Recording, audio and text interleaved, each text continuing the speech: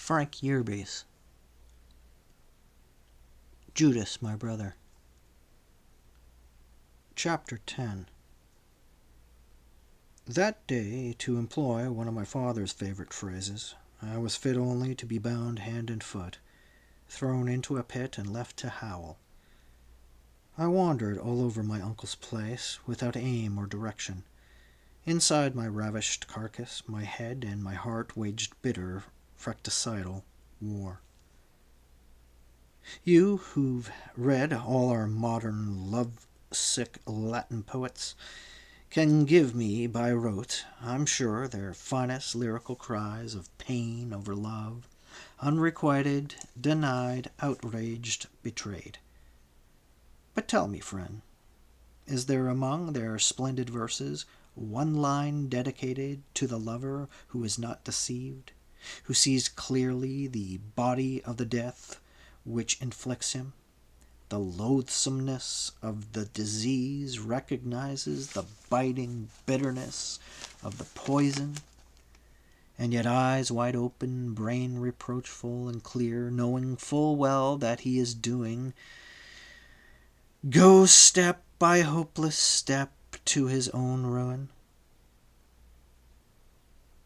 Yes, there is one. I recall it now, from the pen of Ovidus Naso.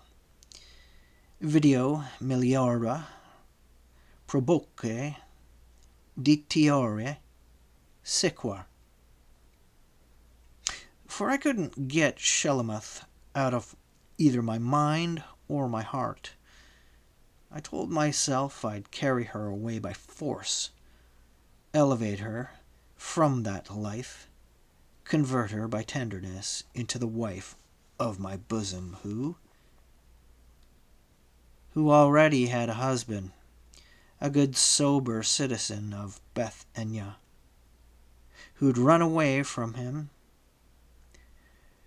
tricking poor blind ass Ishkrioth into turning thief in order to obtain the funds to sinew her flight, who'd tossed Yehuda blind ass Ishkrioth into the gutter in his turn, once she'd reached her goal, the seamy, adulterous bed of a dog of a Roman, who, deserted by said imperial son of a canine, turned to her natural bent and profession to which, perforce, she had been born, that of harlotry. And I, who knew from my Roman days how chillingly remote are the possibilities of reforming any human heart, was fully prepared to outdo Yehuda of Kerioth in astinity by braying lustfully down the road to my own doom without even the saving grace of being blind. It's the only care, I told myself. Have her, bed with her, sicken yourself into satiation upon her used horse flesh, and thereafter. I closed my eyes and saw Helvetia standing there with her head bent, that day in Alexandria. I'd jestingly sworn I was going to visit that Egyptian wench. The pain that bit into my middle was so great then that I had to clamp my teeth together, or else I would have cried out aloud. No, I whispered. No, not ever. No other woman. I'll go back to the Essenes, become a monk, die with the taste and feel of your mouth, only your mouth on mine, Helvy, I swear. But there is something in me basically irreverent, unsentimental, brutal, true. And Lydia's? It jeered. And Caenis? And Eunice's? And all the other slave wenches in Caius's house? whose names you can't so much as call to mind, whose faces are a composite blur in the stagnant pool of memory? You weren't even faithful to poor Helvy while she lived. So what in the names of Satan, Sheol, and Gehenna are you piling Hadron on Carmel for? At this late and festive date, to bury the gnat-sized cadaver of your scruples? Ha! I opened my eyes and saw Yehuda Ishkrioth standing there, the last man on earth I wanted to see now. My brother in sorrow, he called himself. But from what he'd said, she had at least let him. I whirled away from his murmured "Master" to see the vexillum, the banner of the Roman cohort, coming up the hill. But it wasn't a cohort. It wasn't even a century. It was approximately 2 decurii, 20 men, led by a lowly decurion, a commander over 10. From the vexillum itself, I could see that they were from the cohors Sebastinorum. So I leaned back against a fence post and waited for the trouble I knew was coming. Wait, let me explain. By that time, Rome had conquered all the world, but she simply hadn't men enough to hold it. So she hit upon a very nearly infallible device: divide and rule. There was, in that 13th year of the reign of Tiberius, one cohors Italica in all the province of Syria. Just one. All the rest of the cohorts were drafted from the local populace, with the sole exception of the members of my race, who, because of our religious scruples, we would not worship the imperator's bust or bow to the graven eagles of the legions, were allowed to escape conscription by means of paying a tax. Which meant that the Roman garrisons in the land of Judea were made up of Greeks from the Decapolis, Syrians from the desert country, Idumeans from the south, and worst of all, Samaritans from Samaria. All of these races our hereditary enemies, men who'd have been pleased to eat a Jew for breakfast every morning. Especially my uninvited guest on this particular occasion, legionaries of the Sebastian cohorts, who were actually Samaritans. For when Herod the Great razed the ancient city of Samaria to the ground and built Sebaste on its ruins, he installed the old population in the new city, which did nothing to change their swinish natures. As they came toward us, clanking up the hill in their armor, I glanced at Yehuda. His whole face had changed. It had turned a reddish purple. His nostrils flared. A little knot of muscles appeared above his temples and jerked. The whites of his eyes disappeared, dyed scarlet by the rush of blood behind them. "Romans," he said. He made of that one word, soft-spoken, almost quiet, the filthiest obscenity in all the world. "They're not," I began. "They're only Samaritans, I know. But they wear the legion's armor, bear their standards, so that makes them Romans. Romans and Samaritans. Can you think of a bloodier abortion, master?" "No," I said. He closed his eyes, whispered, "Oh God, when the Messiah comes, may it be in my lifetime. May I be there beside him to strike like thunder, make my sword eat flesh, my arrows drink blood, make—" "Shut up, Yehuda," I said, for by then the troops were upon us. The decurion was Philadelphian and a Greek, by which I mean he came from the city of Philadelphia, in the southerner corner of the Decapolis, not far from the borders of Perea, that is, close to the lower part of Antipas Tetrarchy. I was glad of that. The Philadelphians were usually reasonable men. He saluted me smartly with his sword, sheathed it again, said,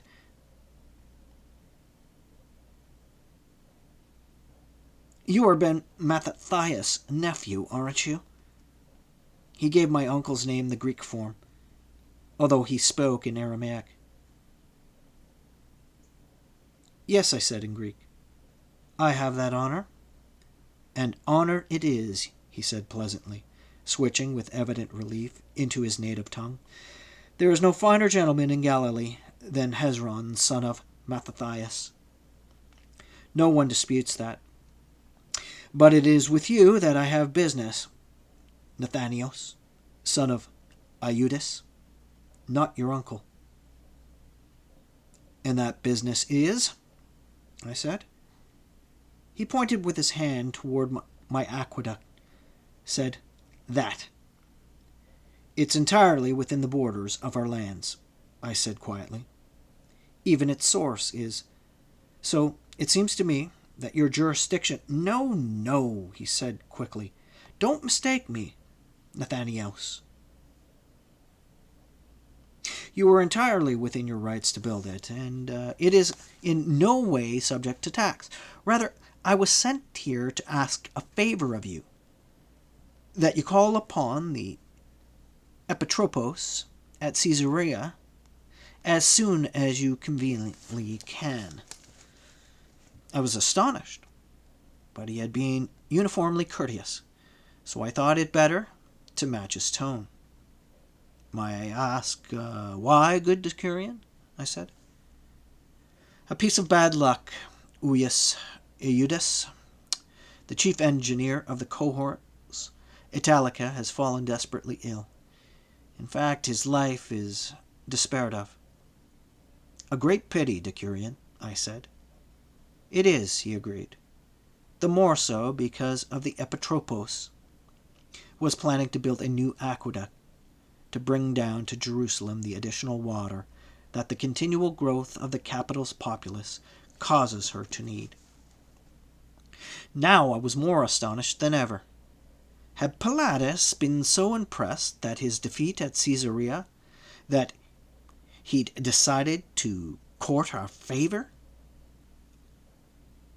I glanced at Ishkrioth. The red-bearded one shook his head warningly. It came to me then that he understood Greek, which, when I came to think of the walk of life from which he originally had descended, was hardly strange. "That's why great Pilatus would like to talk with you, Nathanios. The fame of your feat of arch-building here has spread throughout Galilee, and has reached his ears.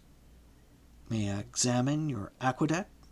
I am requested to bring back a report upon it." He put everything politely, as a request, just as though it were within my power to refuse. "Of course," I said. "But first, when might I tell the Epitropos you will call?" I thought quickly. "Day after tomorrow," I said. "But please warn him that my skill hardly extends to such mighty works as—" "The principle is exactly the same," the Decurion said, "and yours has been supplying water to all the farms hereabouts for more than a month now. With unlimited funds, uncounted workers, it is easily possible that you might construct a deathless monument to your own fame." "Or Pilatus?" I asked dryly. "Oh, he's willing enough to share." The Decurion laughed.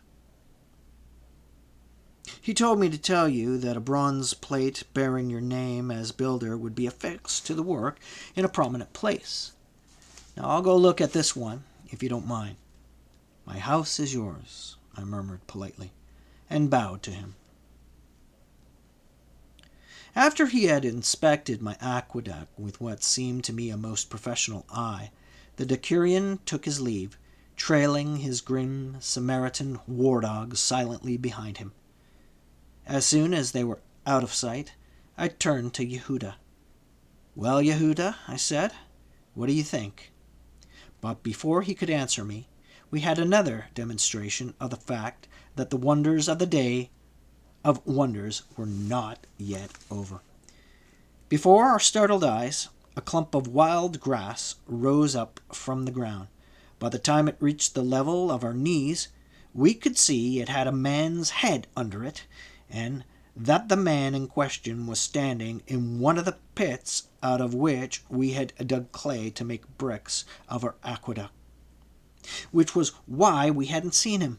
It didn't occur to me until long afterward how professional his mastery of the military art of concealment had been. "Shalom Akim. Shalom Aleichem," the man said. "Peace unto you," and scrambled up out of the pit. "And unto you, brother," Yehuda said in an astonished tone. "Tell me, how's the climate down there in Sheol?"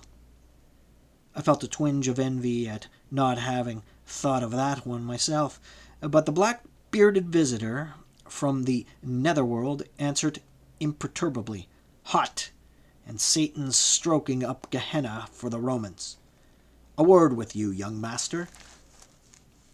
Then I saw who he was, and a trembling got into my knees, for our troglodyte was none other than the burly Blackbeard, who'd shared Nikos's sitting-room with me and the wine-sodden Roman as we waited for the Leno to herd his she-goats in. "Of course," I said. "All right," he growled. "But first a straight answer to a straight question. Be you in their pay, or do you otherwise favor them?" "Neither," I said. "You speak the truth?" Blackbeard said. "Don't be stupid, man," Yehuda said. "If you're from hereabouts, you should know that until they changed procurators, there was a price of 20,000 sesterces on his head," which was a detail I hadn't even known before, but it turned out to be true. Helvetios' fellow officers got together and put that much up to ensure the return of my angel to her father's house. Yehuda Ish Krioth may have been a fool about women, but I take that back. As for Shelomith was concerned, from what man who ever saw her didn't rationality depart? One Yeshua ha Notzri. "Why?" Blackbeard said. Yehuda looked at him, then at me. "Tell him," I said. "He ran off with the daughter of the centurion of Kratis Praetorian Guards," Ishkrioth said. Blackbeard threw back his head and roared. "Ha ha! Ho!" he guffawed. "That I like. Paid him back in style, eh? The horny bastards. Where they're quartered. You have to keep your old gray-haired granny hid, or else they'd plug even her. So you knocked off one of their women, eh? Great," says I. "And here's my hand on it." I looked at him coldly. "You're speaking of my wife, friend," I said. "My dead wife." "Who was ravished and murdered by the Romans," Yehuda said. Blackbeard bowed his head, looked up at me from under the thicket of his brows. "I'm sorry, young master," he said almost gently. "I didn't know." "It's all right," I said. He turned upon Yehuda. "But if she was Roman herself, I don't see—" "It was in Rome," Yehuda said, "after Tiberius expelled our people. The Romans didn't like the idea of her being married to one of us, and by our rights at all, at that. It made her fair game." Why is it that the truth, oversimplified, becomes far worse than any lie? Not one word that Yehuda Ish Krioth had said was less than perfect truth, and yet a look of craft got into Blackbeard's eyes. "What would you do to even the score with them as killed your lady, master?" he said. "Nobody killed her," I said evenly. "She killed herself." "Because of what they'd done to her," Yehuda said. "Then it's the same, ain't it?" Blackbeard growled. "Kind of looks to me like you ought to be pining for vengeance, master." "I am," I said. "All right, you're a cool one, but that's all to the good, appears to me. You was palavering with the Decurion in Greek just now, wasn't you? Nearly everybody knows some Greek, but the other day at—" He saw Yehuda's eager little blue eyes and halted. "At that place you was jabbering away with a member of the cohors Italicae in his own tongue. Now wasn't you?" "I speak Latin, yes. I lived some years in Rome." "Then, young master, how'd it strike you if you was to find yourself with a villa in Caesarea, a little house in Tiberias, too, all your expenses paid, including the price of an occasional hot and willing piece of tail?" "In exchange for what?" I said. "Keeping your ear to the ground, making the right friends. If you was to shave off your beard, clip your hair close—" I smiled. "I wore it that way for years," I said. "My hair, I mean. And I was clean-shaven, too. But the Torah says—" "That any sacrifice made for the Lord God of Israel," Blackbeard said fervently, "is justifiable in his sight." "Then my villa, my shorn locks and beard, the befoulment of my body with harlots are all justifiable sacrifices before the Lord?" I said. "Yes," Blackbeard said. "Look, master, you even hear of the Zealots?" I stared at him. "Then you—" I said. "I am called Shimeon Zelotes, which is enough. I have no other name. You know us. You know what we do." "Yes," I said. I did know. All of Israel. All of all, alone of all Israel, the Zealots continued to fight and die for what they believed. Men called them brigands. Sakari. But it was the Romans and those who supported them whom they robbed and killed. I could feel the excitement moving in me, and the doubt, the fear. "How much better could we do it," Shimeon Zelotes said, "if we knew when a cohort was being sent out, or an ala of cavalry, or when a sentry, or merely a decurion, or when the Roman paymaster sets out about his rounds?" I said dryly. "Yes! Yes!" Shimeon the Zealot said. "Even that. Don't they wring the gold out of the sweat of our foreheads, master?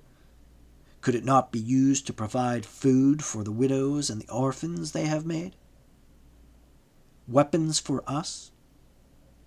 Is it robbery to take back our own?" "Do it, master," Yehuda of Krioth said. "You've the perfect opportunity.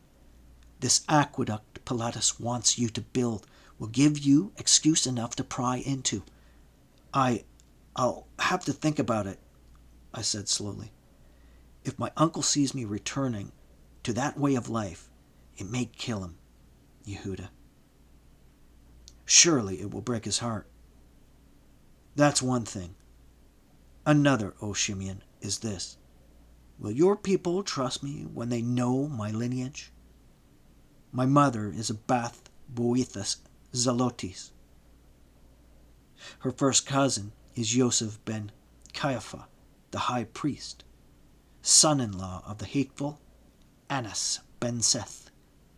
half my blood is Boethusian, friend, the blood of those whom you sing. Woe is me for the house of Boethus, woe is me for their clubs, woe is me for the house of Annas, woe is me for their whisperings. Shimeon smiled. A man is of his father's house, master, which makes you of the Benim. Mathia, a good Galilean, a son of the land, which has never produced a traitor yet. Pray God that I be not the first one, I said. Do it, master. Join them, Yehuda Ishkrioth said. But I stood there. Deep inside my mind, I could feel a subtle inquietude. It was, if I felt, not heard the echoes of the alarm bell, clamoring across the desert air from the furthest outpost, long before the enemy has reached the gate. Tomorrow, I said slowly. Come to me at sunset tomorrow. I will give you my answer then. Shimeon studied me, his hot black eyes clouded over with doubt. So be it, master. Until tomorrow, he said. I had no one to turn to, no one at all. And the burden of my now tripled perplexities was terrible. For the first one, whether or not I should enter into some sort of so far undefined relationship with Shelomith, I had not the remotest possibility of obtaining useful advice from anyone, and anyhow, since I knew myself only too well, the possibility of my acting upon that advice, once obtained, especially if it made sense, was remoter still. In fact, it was non-existent. But when I had time to examine my two new problems, whether I should help Pilatus build his aqueduct, and whether I should or shouldn't become a paid informer, or to put it crudely, a spy for the zealots, I found to my great surprise that they both fell into the same category as the question of Shelomith, at least in one regard. By their very nature, they were the sorts of things about which advice, even from the wisest of sources, was likely to be prejudiced, misinformed, or wildly dangerously wrong. Because to judge them fairly demanded an experience and a temperament that almost no one in Israel had. The question of the aqueduct required a cosmopolitan, worldly, almost pagan point of view. Had Pilatus known us, or even been seriously concerned about gaining our favor, he would have built a new imposing synagogue, totally free of graven images, and offered it to the nation. Or, less than that, had he appeared daily in the temple offering sacrifices to invisible, unutterable, unknowable God, all Israel would have sung his praises.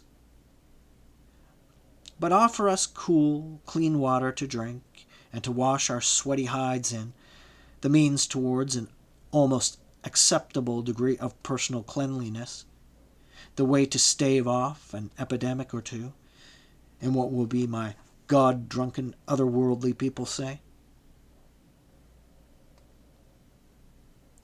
Water?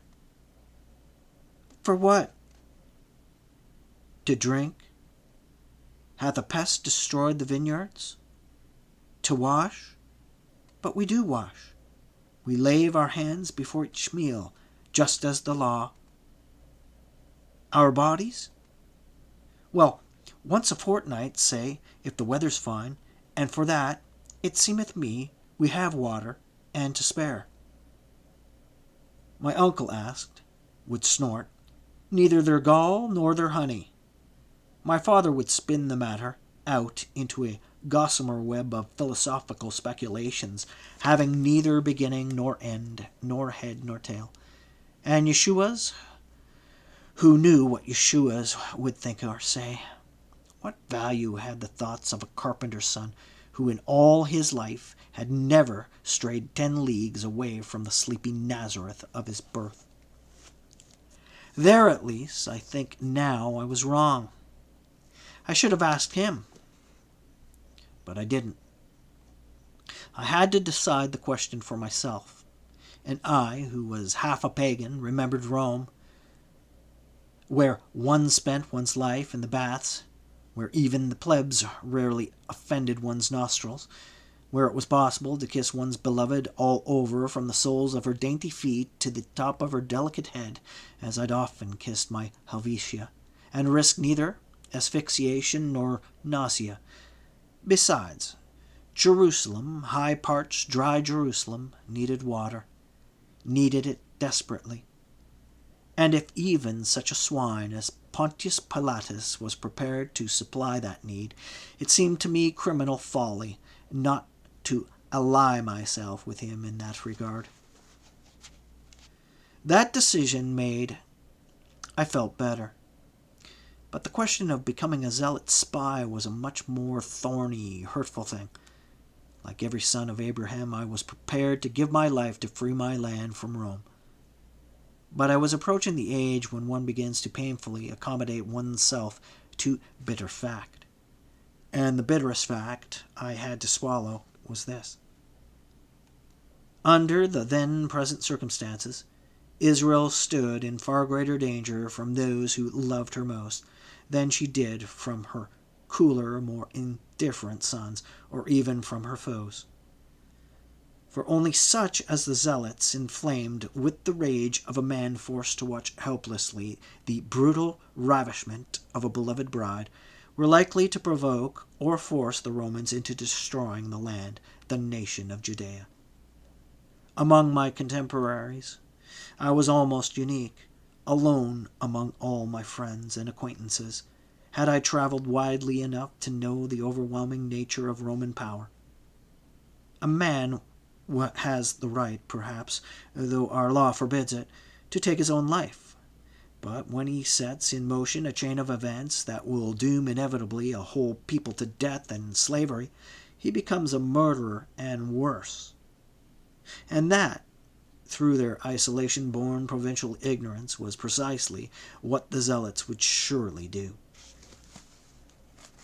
It would have been so easy to join them, become their spy, help them to fall upon Roman patrols, rob the paymasters, poniard traders. The blood leaped and sang in my veins at the prospect. Perhaps one day, along a lonely road, I'd meet Avidius Publius, sent out of Judea, to feed my idiotic fantasies, my sick, impotent lust for vengeance. Nothing more. Because unlike Shimeon Zelotes and his friends, I had the excuse of their honest belief that tiny, naked, unarmed Judea could vanquish mighty Rome. For did I have the Essenes' faith that the Lord God of hosts would come down and scatter the Kittim like dead leaves before his trumpet's blast? No. I'd called on him too many times in my awful, bitter need. I knew in my bleak and barren heart his silence. I knew from experience he was capable of letting innocents die horribly, as my Helvetia died. And that to ask me to even believe in, not to mention to venerate, to worship a God who could and did allow me to live on as I live now, with the petal-soft tenderness of a kiss branded forever on my mouth, obscenely mingled and combined with the smell of putrefaction, the feel of rotting flesh pulling ropily, sick sweetly, away from slender, achingly beloved bones as it came off in my hands, was asking too much. Like any rational man, I prefer atheism to demonolatry.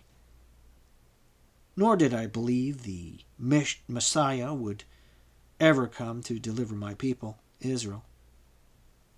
More, I hoped for his own sake that If come he must, he would choose another epoch, era, age, because I knew what would happen if Israel's Savior came to free us now and here.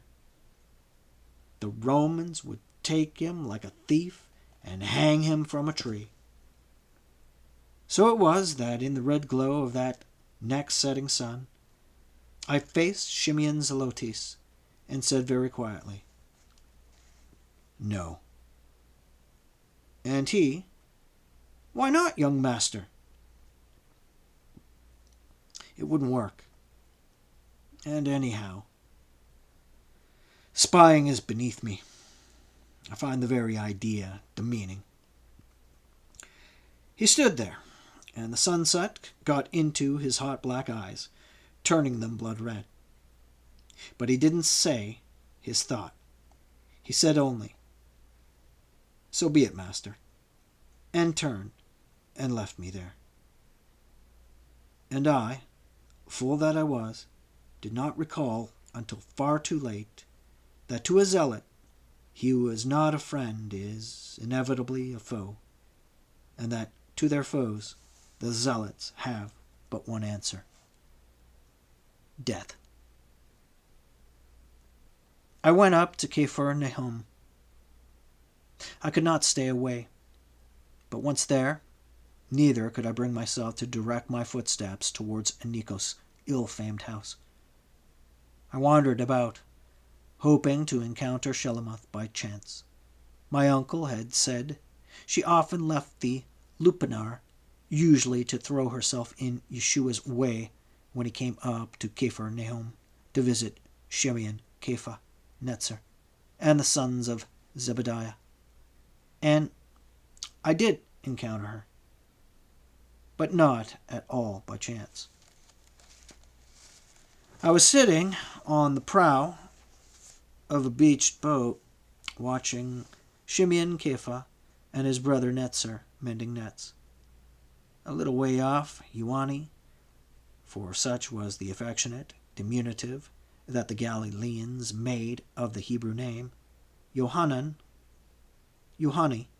in Aramaic, Bar Zebediah, was amusing himself by trying to spear fish in the shoal waters with a trident.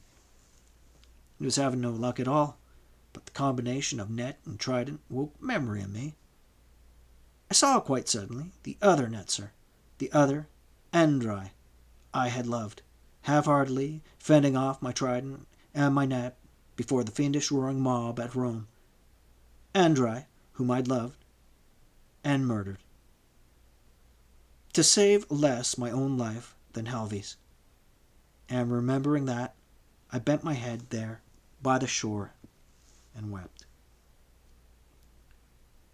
"What ails you, Nathan?" Shimeon Kepha Bar Yonah said. "And nothing," I muttered.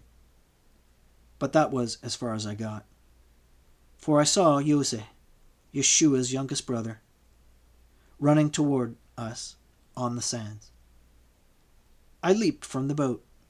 He threw himself on his belly before me, began to pound the sandy beach with his 2 hands.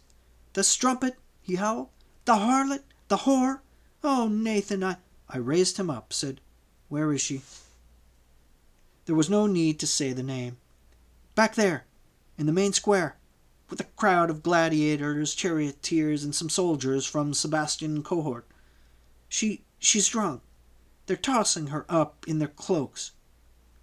When she goes up, you can see... "What?" Yohanan Bar Zebedee said. "Everything," Yosef wailed. It came to me, then, that he loved her too. "This I got to see," Ioani laughed. I raised my hand. "No," I said. "You stay here. Yohanan, there's likely to be trouble. Now give me that trident." "What?" Ioani said. "You heard me. Your trident, Ioani. And you, Shimeon, a piece of net. There, that smaller one will do." "But what are you going to do, Nathan? Netzer? Or Andrai, if you prefer," Shimeon's younger brother began. "I propose to teach those swine a lesson," I said, "and a trident and a net plus this dagger I already have, are enough and to spare to do it with. Thank you. Now, all of you stay here. 1 man alone can do this, but 5 would provoke a slaughter. I command you, by the ineffable name, to stay out of this." "But what the devil do you mean to do exactly, Nathan?" Shimeon Kepha said. "What can a man do with a net and a trident except fish?" I said. "But this time, men."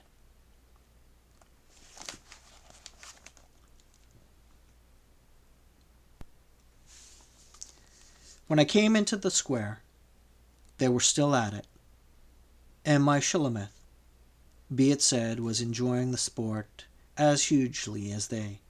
Each time she soared aloft, displaying her lissome thighs, her lovely hips, even upon occasion the night plume of her sex, to the public view. She loosed the silvery flute notes of her laughter. The rage that tore me left me almost blind. That nakedness was mine. A wife's nakedness was her husband's, and I was a poor fool standing there watching a runaway adulteress, a public whore, disport herself with exactly the kind of paniperial brutal oaths she was divinely suited for. Or was she? Was the woman who had been prepared to die rather than profane one last curiosity, chaste and simple love, really suited to consort with the offal and the scum of earth, the scourings of the whole Roman world? Wasn't she at heart a poor romantic fool, deliberately destroying herself in the nauseous way in order to punish herself for bitterly regretted sins? That was Yehuda Ishkrioth's theory, but he, as his subsequent actions proved, was a true romantic. The truth was somewhat less accommodating. I'd say that Shulamith was equipped from birth to become a saint or a whore, like every woman born, just as every man is born both high priest and thief, both pious rab and murderer. The Essenes would have blamed it on her stars, you Greeks on the fates, I on nothing more than the fact that man is essentially lost and mad, eternally tormented by nature's cruelest jest, to have been granted simultaneously both knowledge and impotency and desire. The crowd was of divided mind. Some were enjoying the spectacle, others shook pious heads at its wantonness. Being Galilean Jews, the pious were the majority. That decided me. I'd take the chance. All through their history, the Galileans have died for liberty, and this profanation, this insult to their piety, their peace, was excuse enough for them to aid me. But then I stopped dead, for that ice-cold something at the center of my being had asked the right question. What right did I have to involve these poor unarmed innocents in what was sure to be a slaughter? While I was debating that one with myself, an old man white-bearded as a prophet ended the matter for me. He listed his staff. "Thieves and harlots," he quavered, his voice breathless and sobbing, feeble with age, torn by grief. "Practicers of abominations, brigands, despoilers of Babylon's daughters." Just how many of her does he see?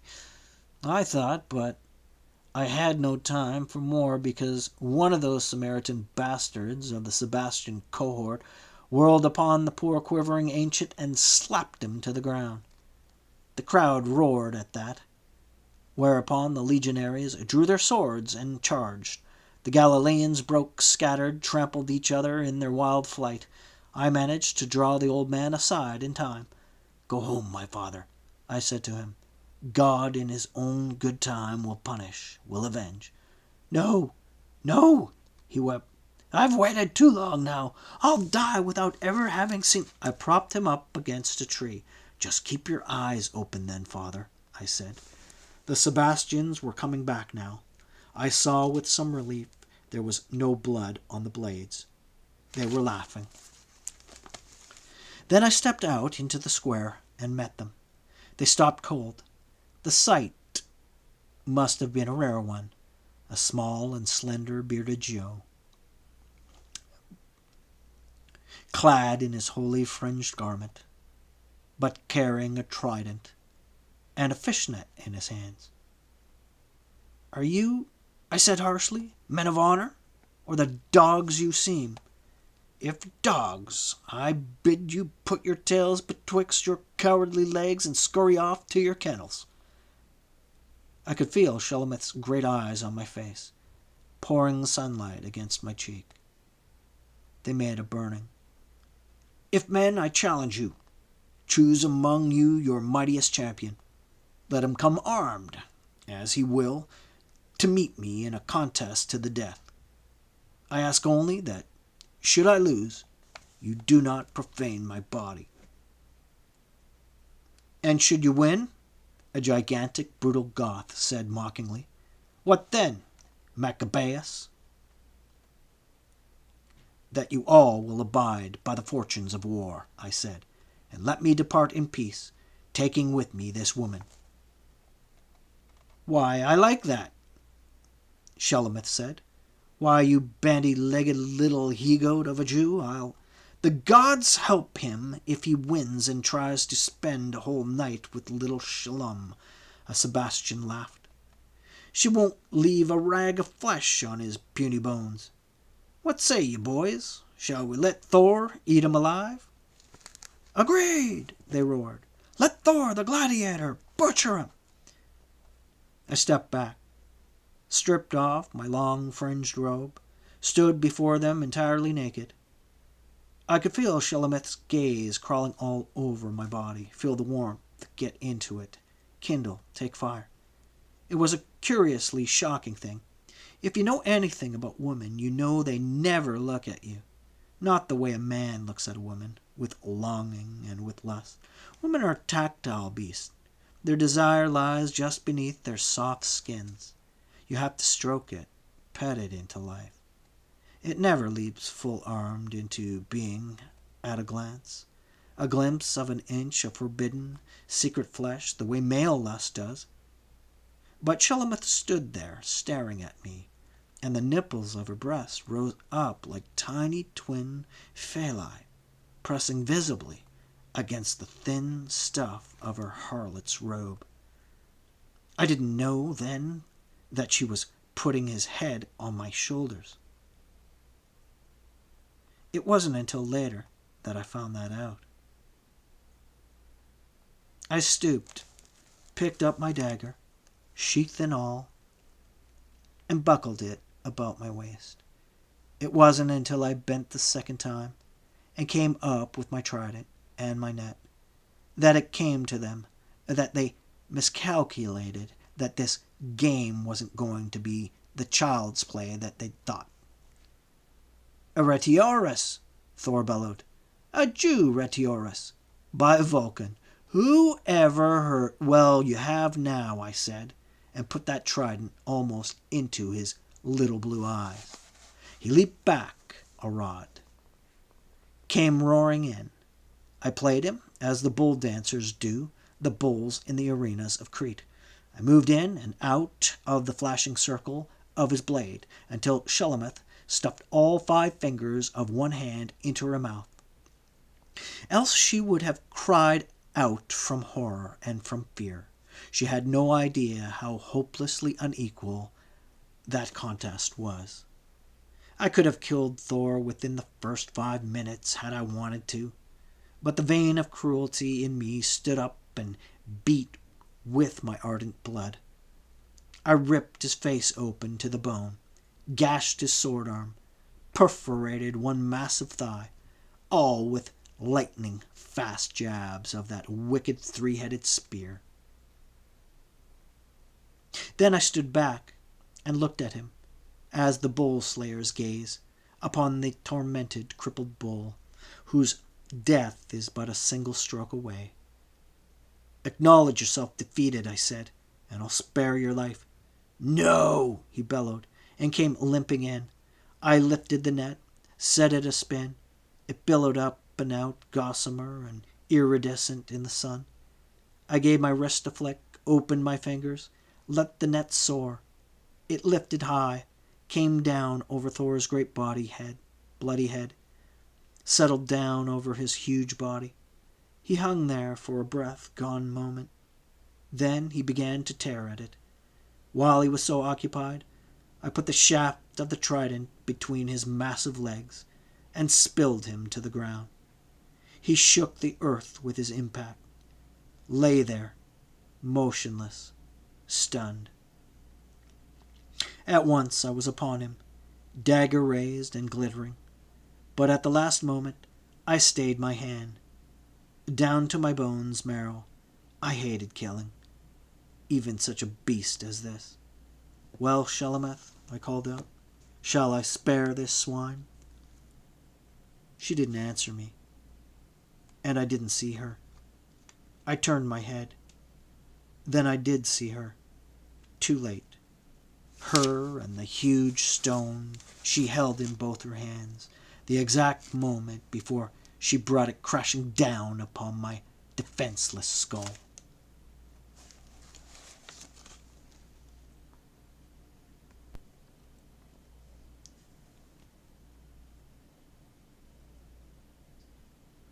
My head ached damnably, which proved at least I wasn't dead. I put up my fingers and felt it.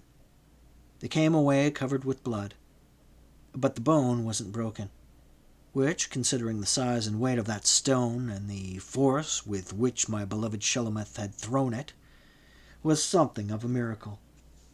Ha! One of them sang out. The beggar revives. Now what shall we do with him? Push fishhooks into his balls and hang him by them to a tree, Thor the gladiator amicably suggested. Tie him to a green log over slow fire, said another.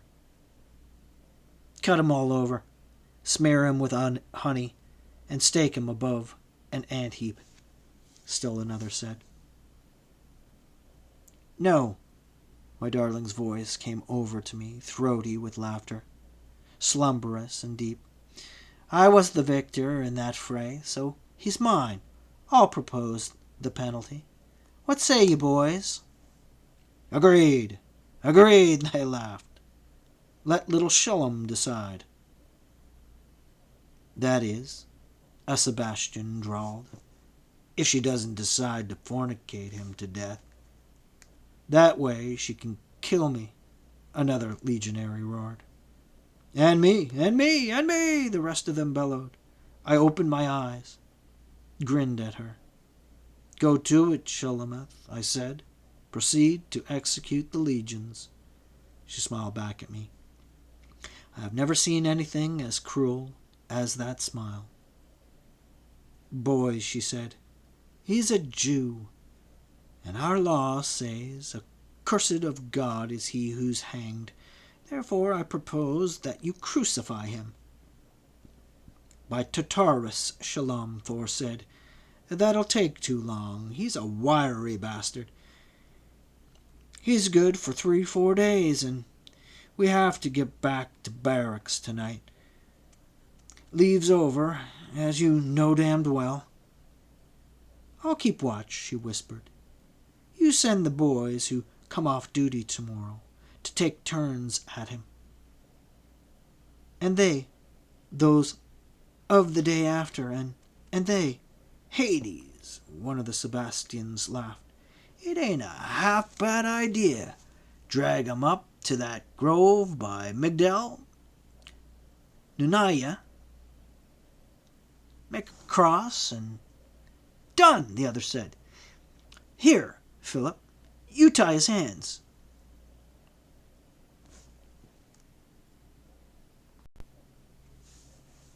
Since the sect of the Nazarenes, or as you call them, the Christianoi, have extended throughout the world, including your native land, you've probably acquired an image of that fiendishly cruel death that is somewhat, though not entirely, false. Having wisely decided to convert their original shame at the knowledge that he who founded their sect was hanged like a felon into a point of honor, they'd spread their little T-shaped crosses through all the world, with the image of poor pitiful Yeshua upon them nailed. In this they are correct, for so did my loved and hated friend, brother, foe, actually die.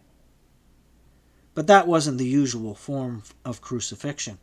Among other things, the upright is almost never extended above the crossbar, as it was in Yeshua's case, so that Pilatus could affix his blasphemous mockery above his victim's head. And the Romans, those past masters in the art of prolonging pain beyond all endurance, seldom nailed their victims to the tree, since experience had taught them that way they always died too fast. No, they usually bound them to the cross with ropes and let them to dangle there until, sometimes up to a whole week later, they died. But there is nothing worse, not even burning at the stake. At the very worst, with green wood, a slow fire before an hour's up, your burnt victim's awful agony is over. Less than that, if he has the wit to breathe in the flames, all other tortures designed to reduce the victim to a cringing wreck over weeks until he confesses or reveals what his tormentors want him to, have their intervals of relief, or surcease. Crucifixion is none. I know, because I was crucified.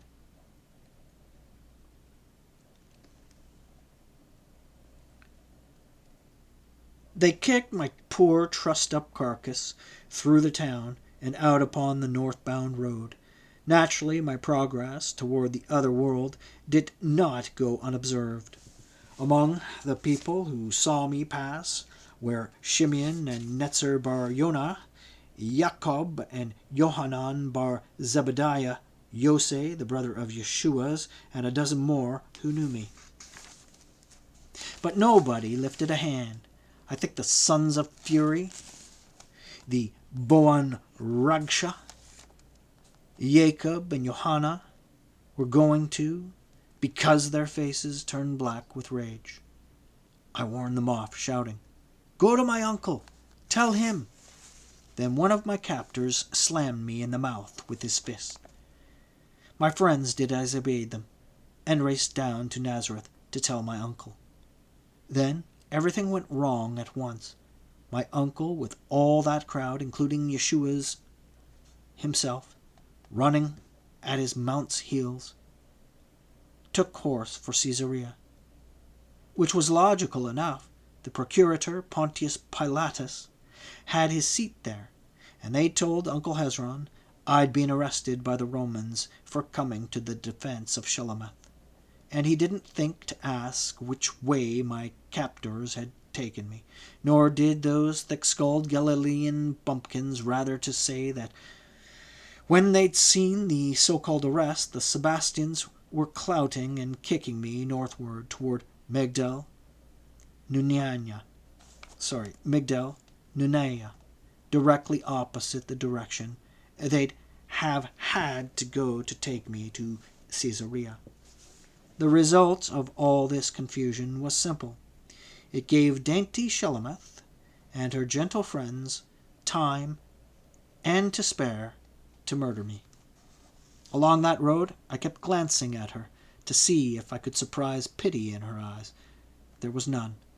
Instead, she sang snatches of love songs gathered an armful of the wild roses that grew along that way, and it came to me then that this lovely, savage creature was more than a little mad. They made an X-shaped cross, the best and most stable form, since it has both bars embedded in the ground, instead of only one, which proved they were experts, and bound me to that spraddle-legged Thor pulled off his sword belt, brass-studded, the buckle end out, and handed it to one of the Sebastians. He couldn't use it himself, because I'd crippled his arm for him. "Here," he said, "use this on the bastard. Every third stroke betwixt his legs. Cure him of his ambitions toward our little Shalom." But Shulamith got up then, faced them. "No," she said calmly. "He's mine. I claim the right to torture him."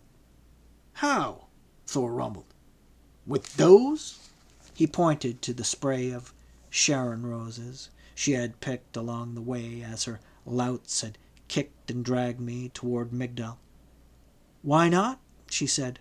Then lightly, playfully, she began to strike me across the face with them, until the petals showered down, rained about my feet. "Hades!" Thor rumbled. But then he saw how I was bleeding.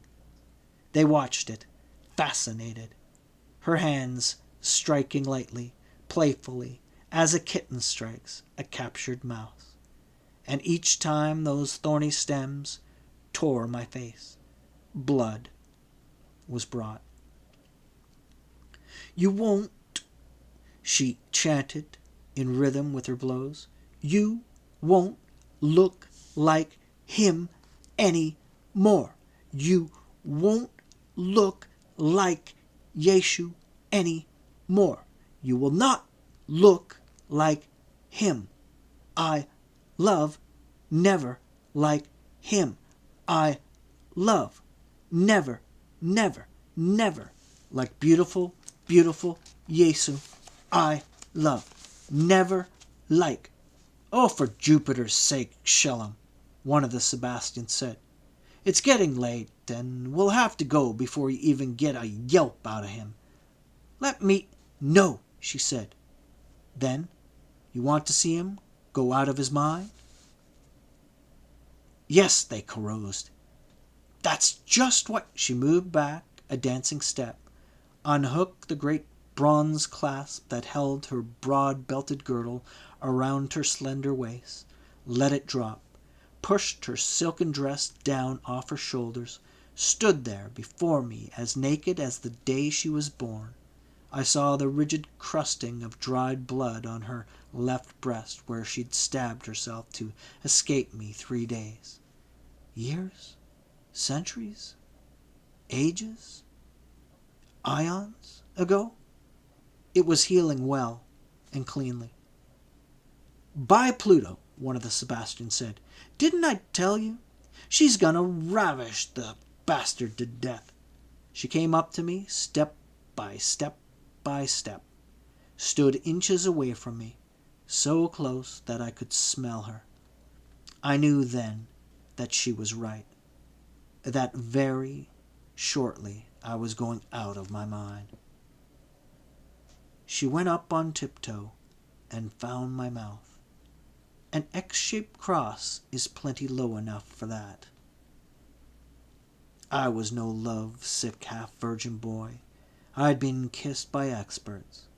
I had been, among other things, you may recall, Lydia's lover. But never until that hour had I known what it was to have my being, my identity, my pride of self, my will drawn out of me through every pore of the underflesh of my sweetly, hot, wet, savagely, tenderly assaulted mouth. Her tongue tip was the serpent in the garden, and Gan Eden was suddenly commingled with dark Sheol. Her lips bloomed on mine like great hot fungus flowers, blood-gorged, absorbent, and what they drew from me was but my soul. She moved in then, working her body into mine, until the contact between flesh and flesh was very nearly total. She writhed against me until every nerve I had was screaming, until in 1 second more I'd have disgraced myself, showered and drenched her, belly and thigh, externally with my seed. But I was saved from that minor disaster, for suddenly I felt the splash and scald against my face. On her wide lips tasted the sting, the salt. Her mouth, lard pressed against mine, still she moaned, "Oh, Yeshu, Yeshu, my love, my life." I tore my mouth free of hers, said, "If you use my body as a substitute for his, I'll kill you, Shelomith, though I have to come back from Sheol itself to do it." She stared at me. Her eyes flamed. Her black-maned head was like night itself, crashing down from heaven. Her mouth smashed into mine like the blow of a fist. I opened my mouth to say, that I'll never know, because she caught my underlip between her perfect savage teeth. At the same time her hands clawed down to where a man is most potent and most weak, most naked and most vulnerable. I felt her teeth and her nails at the same time, and screamed. "Pretend to faint," she hissed at me. She'd given me too much credit. It wasn't pretense at all.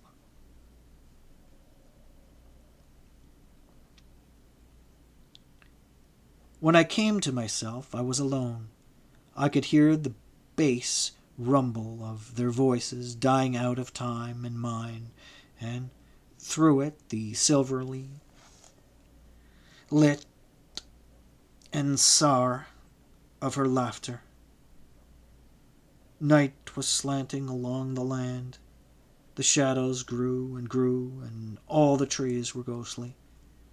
And then again, as on that long-lost golden morning, when I lay with my Helvetia in this handsome grove, I heard Miriam, the madwoman of Migdol, Nunaya, howl. Hope rose in me. Miriam was mad, but she was endlessly kind. She brought home crippled animals, fledglings fallen from their nest, all small, lost, forlorn things, nursed them in her clumsy way, mourned them when they died, as they usually did.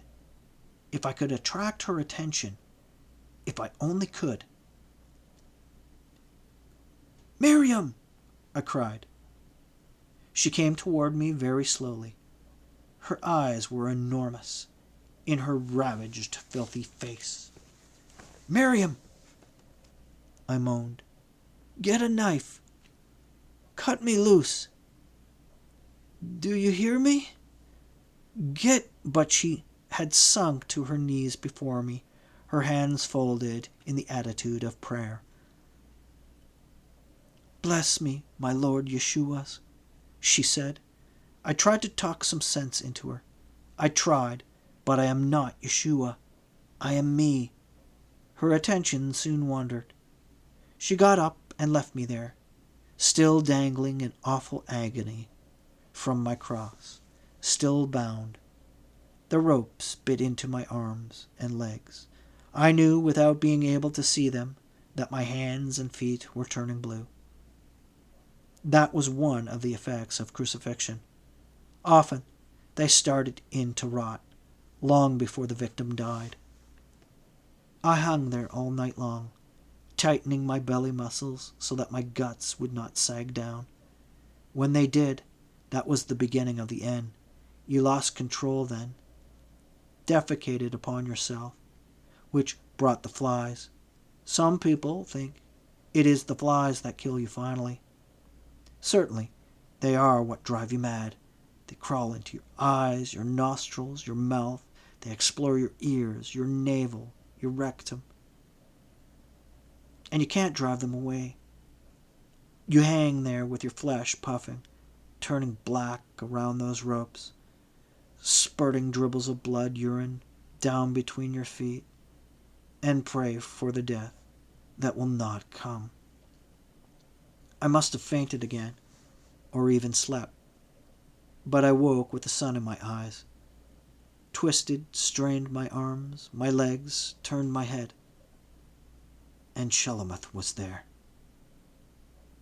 She looked like the great-grandmother of all the whores on earth. Her dress was in ribbons and tatters. Her eyes were blue-ringed, sunk back into her head. Her mouth was one great bruise. There were teeth marks on her throat, nail furrows in her shoulders, death and bitter Sheol in her tortured gaze. The self-inflicted wound in her left breast had reopened. It was bleeding sullenly. When she came close to me, I took the stench of 20 intermingled male carnal sweats full in my nostrils. I bent my head and vomited upon the ground. Then she cut me loose. I slumped to the earth and lay there while she massaged my legs, my arms, the blood forcing its way back into my all but collapsed veins was an agony almost impossible to bear. But I bore it, staring at her all the time she worked at me. I couldn't come before, she said. I couldn't, Nathan. They wouldn't let me leave the barracks. They thought I'd turn you loose. They thought that there was something between us. Isn't there? I said. Oh, God, she wept. You know as well. That what? I said. That... Nothing, she moaned. I'm a filthy harlot. I am not fit to... I had to lie with all of them, Nathan. Some of them 2 and 3 times, until I'd worn them out. They kept giving me wine, but I spat it out. And when they were all snoring their swinish heads off, I got out of there and now? I said, death in me, up to the iron hilt. Can you walk? She said. Here, let me help you. Up. That's it. That's it. Another step. Good. Oh, Nathan. Nathan, thank you, I said. For what, Nathan? After all, for getting my name right. At last. For not calling me Yeshua. Oh, she moaned. Don't make it worse. I'm being pulled apart in 2 directions now, and... She looped my arm over her shoulder and started off, half dragging me. We must have been a sight, Shelomith in rags and me stark naked, but neither of us thought about that then, or ever. Because half a stayed beyond the woods, we met Shimeon zealots. He had been searching for me night long. When he saw who I was, he drew his knife. He got that blade 3/4 of the way to my poor defenseless hide before Shelomith fully realized his intentions. Even so, she managed to knock his arm aside, but not far enough. That razor, sharp blade, slid along my rib and made a gash, fully 20 eunuchae long, from which a river, a flood, a sea of blood ran down. What saved me was that Shelomith started in to scream, and that Shimeon had no stomach for butchering a woman. Besides, from all the blood that soaked my naked hide, he must have believed me finished, done. Anyhow, he turned and lopped off like a clumsy wolf. And Shelomith screamed and screamed and screamed, tearing the sky apart, slivering the day, until the people in nearby Migdal, Nanaya, heard her and came. By that time I was out again, but not too far out, not to hear her pray. Oh God, if you save him, spare his life, I'll be good. I'll leave this life. I'll worship and cherish him all my days. Or was it cherish you, she said. I was too far gone to be sure, lying there in a muddy pool of my own blood. In that particular phrase, As you can readily see, the difference between you and him is enormous. Great enough, in fact, to wreck my life.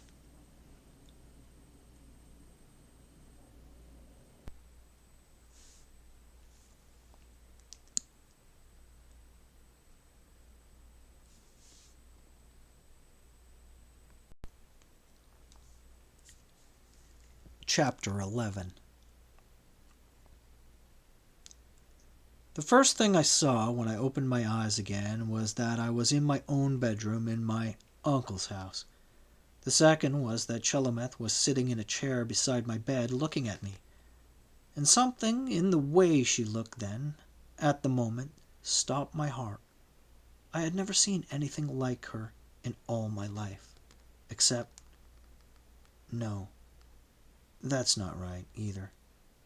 I'd started to say, except Helvy. No, that's one of those statements that seem to make sense, but don't, really. Because, you see, they were both perfect, in different ways. And comparisons, contrasts between perfections of distinct orders are meaningless. Helvy was Helvy, and Shulamith was Shulamith. Total opposites in everything, except that they both managed to break my heart. I saw another thing, too. We'd been there for some time. Shulamith had on a rough woolen robe, surely borrowed from one of my uncle's maidservants. She had had time to bathe, even to scrub herself, for her skin was literally glowing. There wasn't a trace of harlot's paints, powders, rouges left on it. She'd piled that demonic witch's mane of hers high in a soft mound atop her tiny, arrogantly queenly head. She wasn't Astarte any more. She was no Esther. Ruth. Seeing her like that, seeing the 19-year-old girl miraculously reborn out of the jaded whore, I wanted to cry. Wanted to. Sheol and Gehenna, both. I did. Instantly she was on her knees beside my bed. Her hands came out, cupped my fevered face between them, holding me like that while she stared into my eyes. "Nathan," she said, her voice a little strident, hoarse. "What's wrong? Do you hurt? Is there anything I can't..." Wordlessly I shook my head, as much as I could shake it, with my bearded face imprisoned between her strong and tender hands. She tightened her clasp, held me like that, so that I could not escape her eyes. "Tell me," she said. I got out. Yes, Nathan? Oh, God, Shalom. I love you so." Her hands came away from the sides of my face, made a silken rustling through my beard, were gone. She knelt there facing me, and her eyes melted. There is no other way to describe it.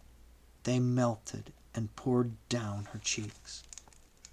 In all my life, neither before nor since, have I seen or heard a woman's cry like that. I never want to again. Her lips were heavy-fleshed, wide. Her tears caught on the corners of them, danced on that wild, hopeless quiver, as though an invisible idiot were juggling jewels.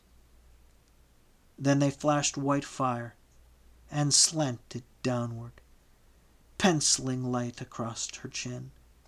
The sobs came up out of her throat and made a tearing. "Shalom," I groaned. "Oh, my love, my own." She shook her head. "No," she sobbed. "I am not fit. You shouldn't. You mustn't. Say..." "What?" I whispered. That you love me. You mustn't, Nathan." "Why not?"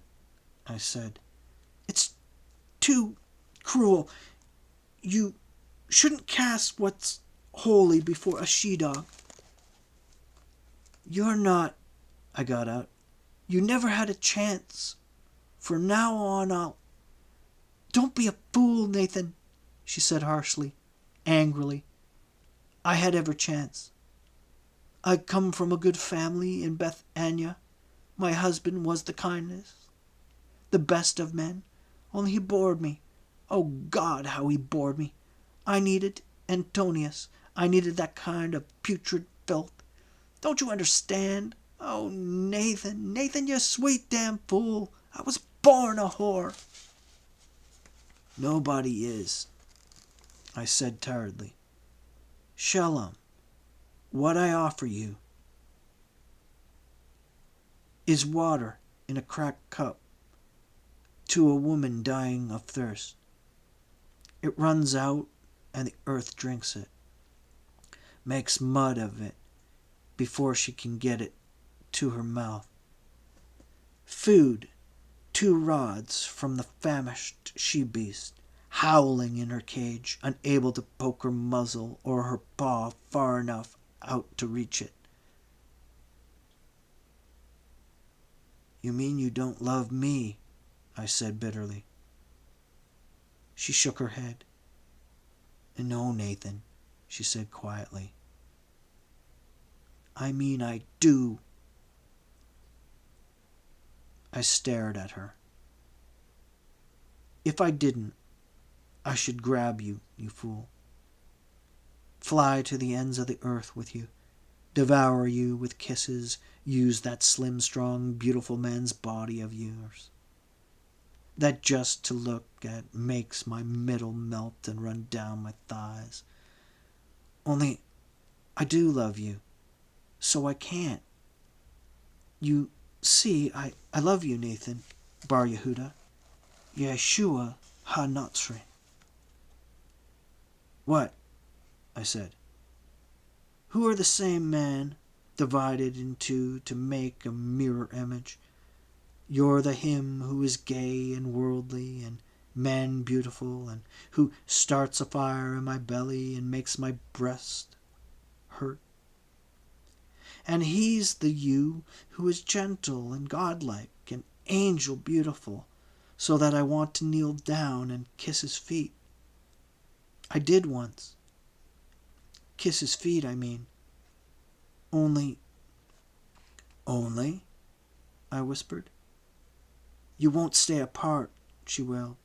Sometimes he's man beautiful too, and I want him the bad way, just like I want you all the time. I've wanted you like that from the first moment I saw you in the street and realized that you couldn't be him and followed you. When you turned around, I ran and hid. That was when you first came here, you know? Go on, I said weakly. This was too much. I could feel the strength slipping away from me now. And sometimes you are angel beautiful. Like when they hung you on that cross. And do you know why I did that, Nathan?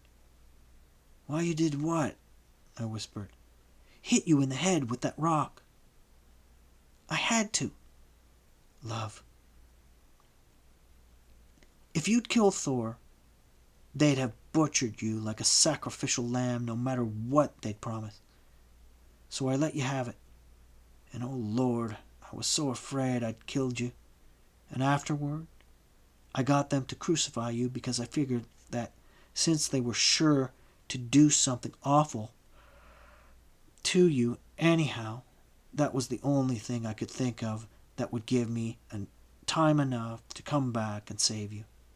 Never figured on that black-bearded bastard Shimeon.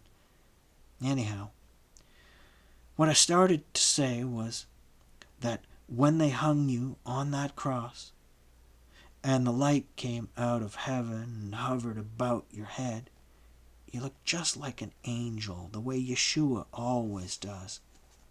And Shalom, you're mad, you know? I croaked. I am. Howling mad. For you, like a chained-up bitch in season. For him, Shalom, don't.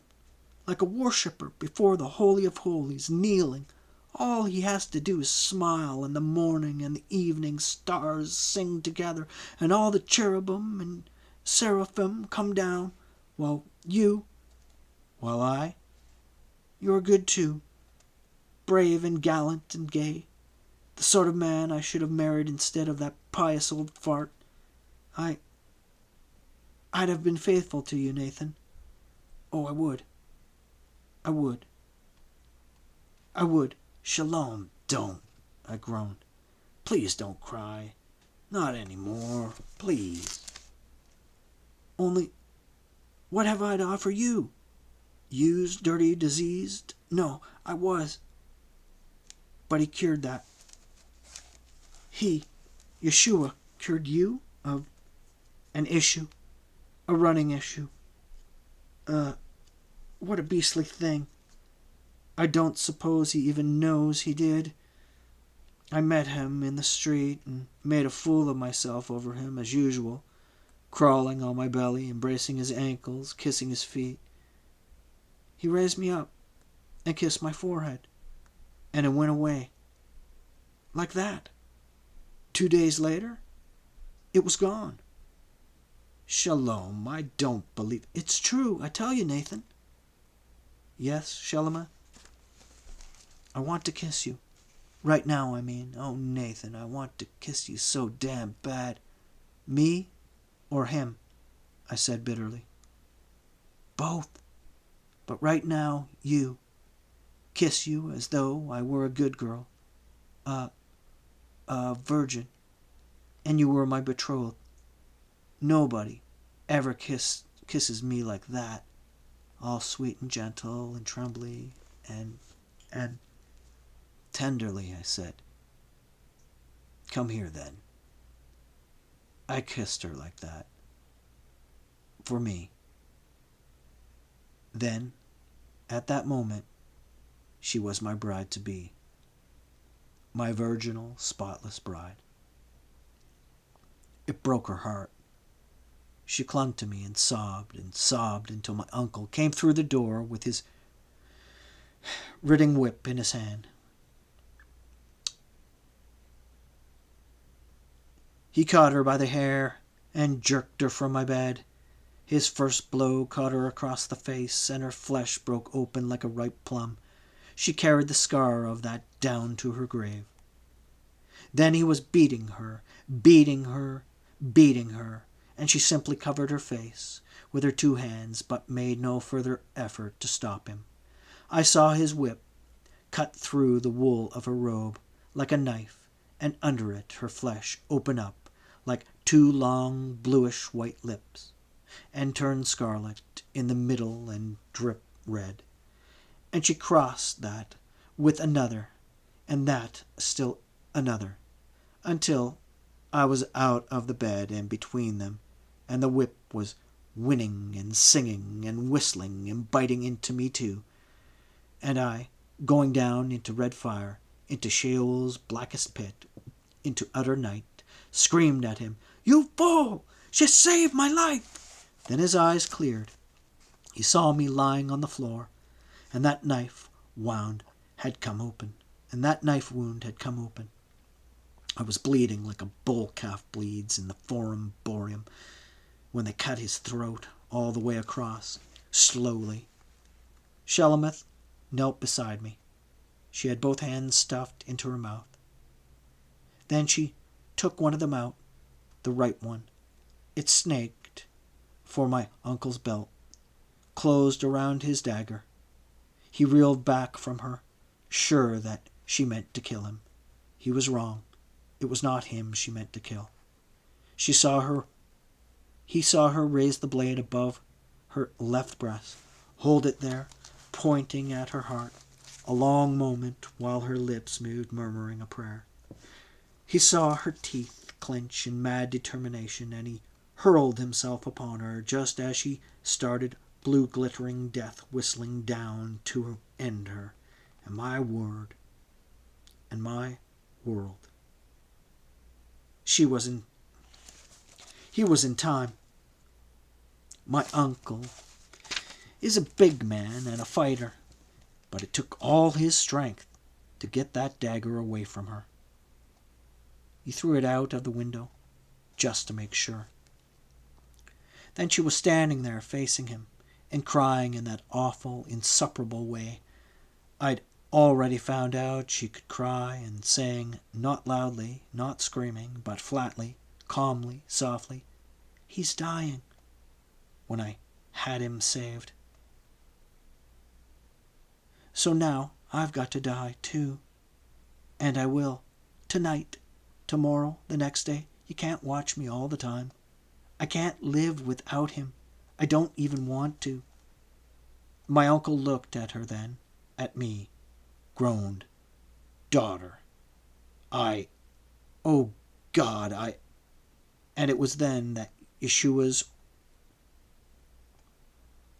walked through that door. He'd seen my uncle passing through the village on his horse, so he'd left his little shop and walked all the way out to our place to see if there was news of me. I loved him beyond all reason, but he loved me too. If I have no other cause for pride, I have that. He asked no explanations. He simply bent and picked me up, laid me on the bed, ripped open my robe with his strong and tender hands, turned to Shelomith, said, "Water, clothes, quickly now, Shalom."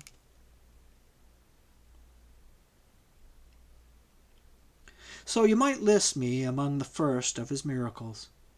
Oh, he did all the conventional things. He packed that wound, bound me up, but it was his fingertips that did it. The endless compassion there. In any event, I was still alive, though waker than a maiden's love-stick sigh that next morning when the Roman century came.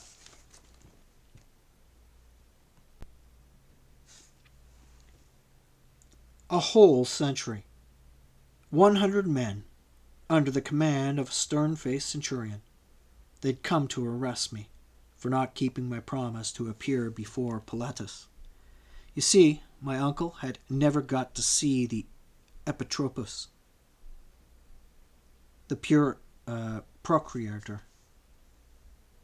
Pilatus was not one to trouble his head over the problems or complaints of one lone Jew. The best my uncle had been able to do was to talk with the decurion Telemarchos, who had visited our place to inspect my aqueduct. The decurion had investigated and told my uncle that no order had been issued for my arrest, advised him to ride home again, go to Kfar Nahum, begin his inquiry there. And even now, by immensely good or enormously bad fortune, Telemarchos's decuria was one of the 10 squads of 10 men each that made up this particular century. Or maybe it wasn't even accidental, because the centurion turned in his direction and ripped out, "Decurion, Telemarchos!" Telemarchos came forward on the double, saluted his commander. "You know JUDAS Nathanias by sight, don't you?" the centurion said. "Yes, my captain," Telemarchus said. "Then come with me. The old man swears his nephew's desperately wounded, some sort of criminal attack. But you know what slippery beggars these Jews are.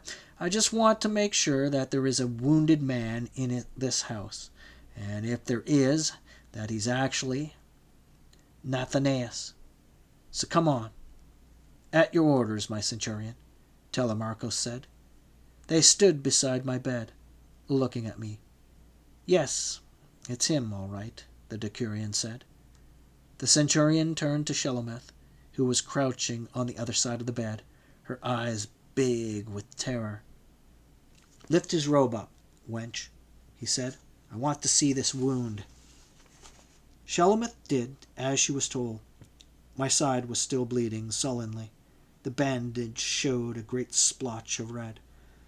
The centurion said. Whoever did this wasn't playing games, was he, Telemarcos? I wonder why in Black Hades' name he or they... Couldn't it have something to do with the aqueduct, my centurion? Telemarcus said. What aqueduct? The centurion said. The one our Epitropos wanted him to build. He's an expert engineer, you know.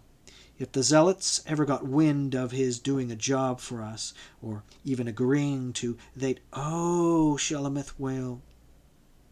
The centurion glared at her. What ails you, wench? He said. The zealots, she wept. Oh, my lords, take him away. Hide him, for they... What in the name of Pluto and Persephone both are you talking about, girl? The centurion said. The zealots!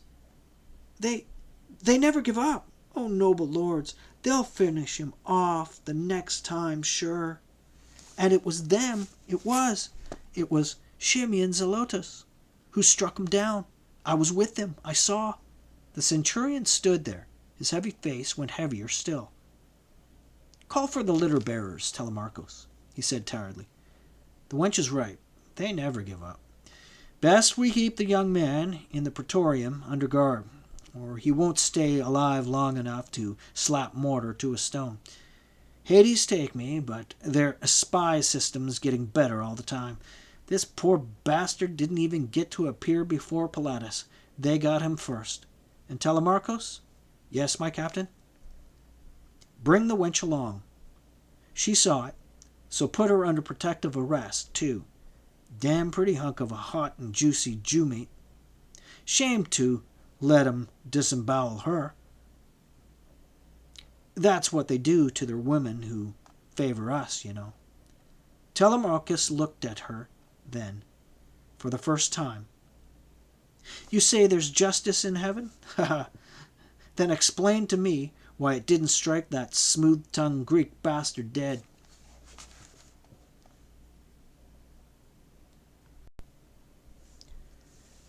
That's unfair.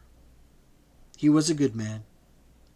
A good, kindly, civilized man who had a wife and 5 children in Philadelphia, which didn't change the fact that what any man was or had became curiously beside the point the moment he looked upon my Shelomith.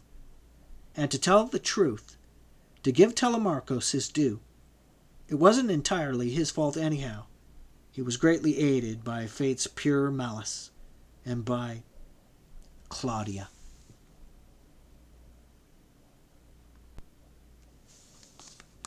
I don't believe in miracles.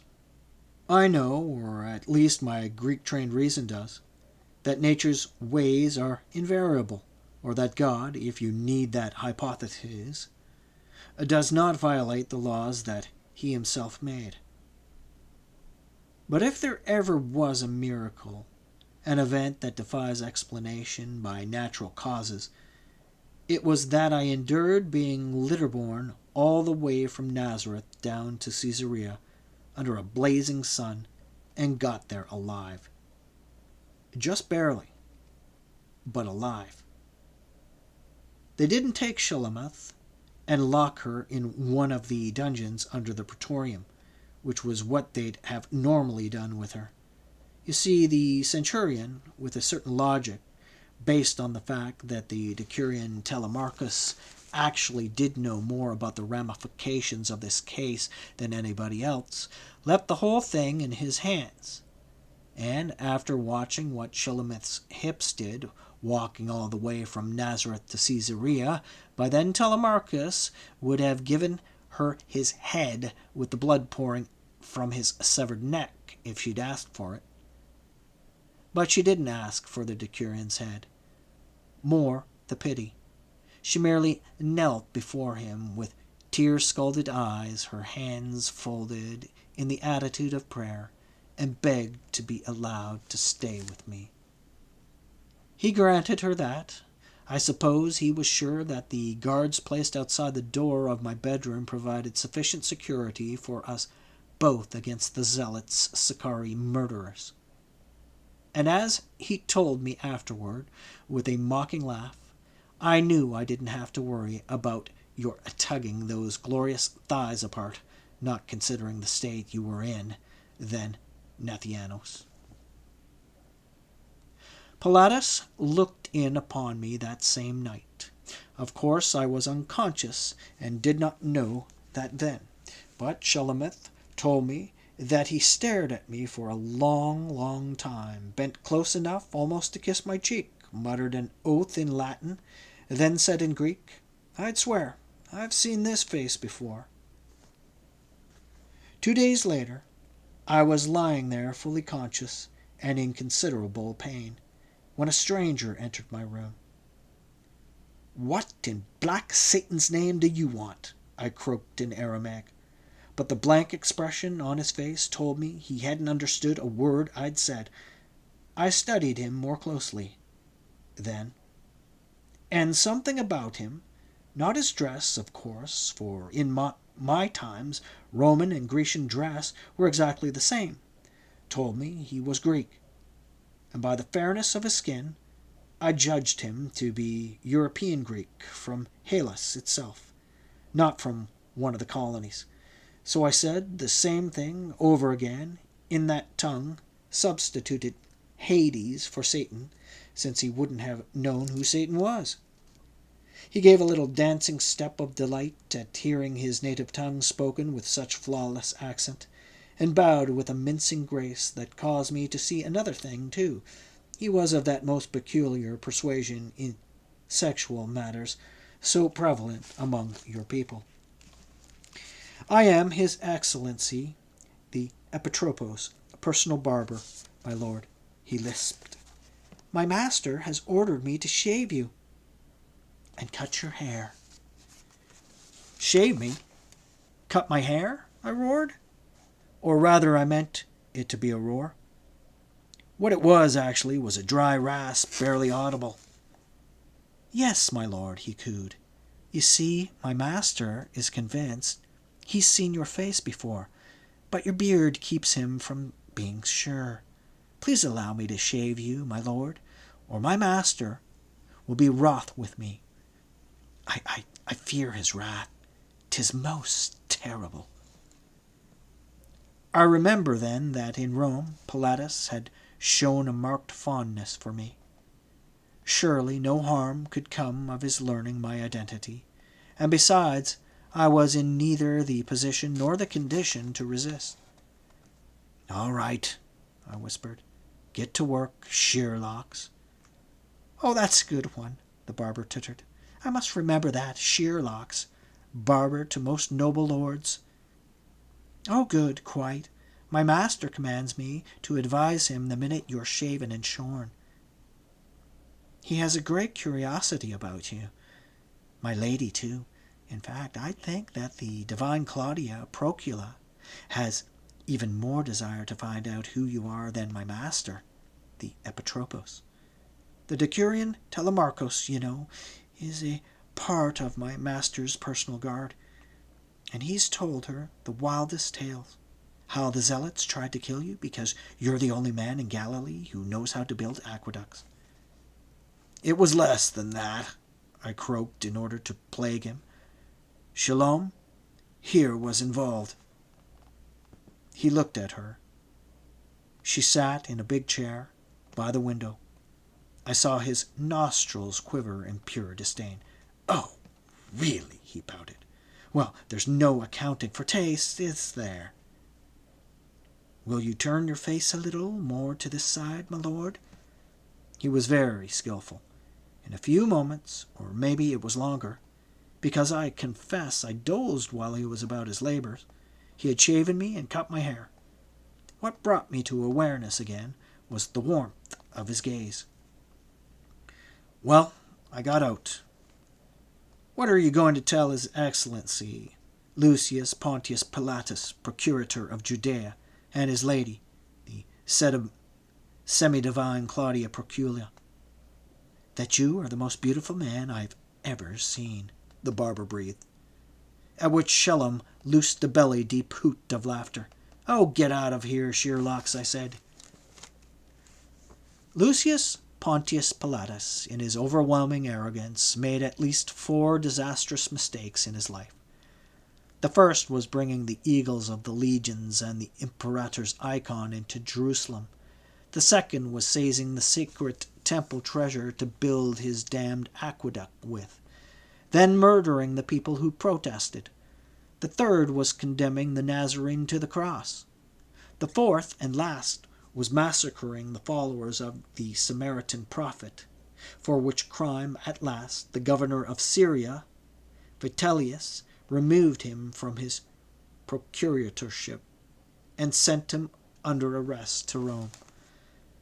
But in addition to these major public mistakes, he made at least 2 private ones which were hardly less serious. Of these, the first was marrying Julia's daughter. In the first place, knowing full well that Claudia must inevitably inherit her mother's ungovernable blood. The second was ever letting Claudia lay eyes on me.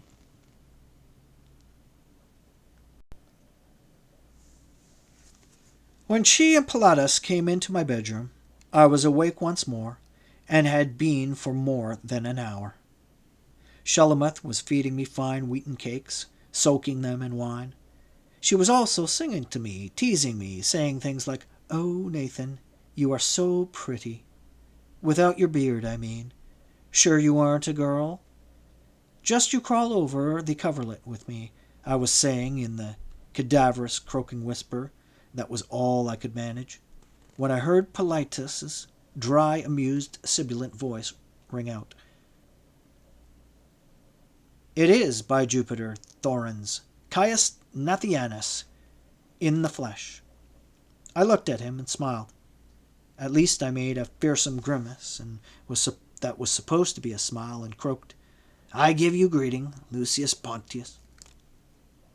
It was then that Claudia spoke, and that I saw her for the first time. "Don't try to talk," she said sharply.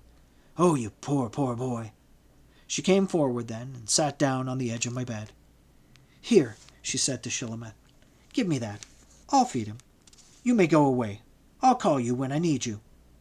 Pontius Pilatus chuckled at that, drew up a chair, sat down, said, "She's not a slave girl, dear." "Then what is she?"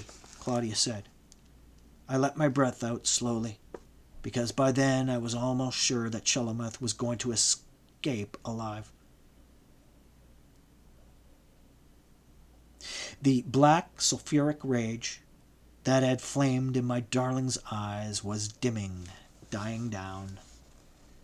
"Our Nathianus mistress, I rather think," Pilatus said. "Then you think wrong," I croaked. "Oh, come now, Nathianus. You're among friends," Pilatus said. "Ask her," I got out. Claudia smiled. She had the smile of an angel. Pure, sweet innocence. When you got to know her, it was the most shocking thing about her. "I'll ask her," she said. "I'm interested. Truly I am. What are you, girl?" Shulamith looked at her. I expected Claudia's milk-white skin to crisp, crumple up, turn brown. I was truly surprised when it didn't. "A harlot," Shulamith said, her voice flat, harsh, dangerously calm.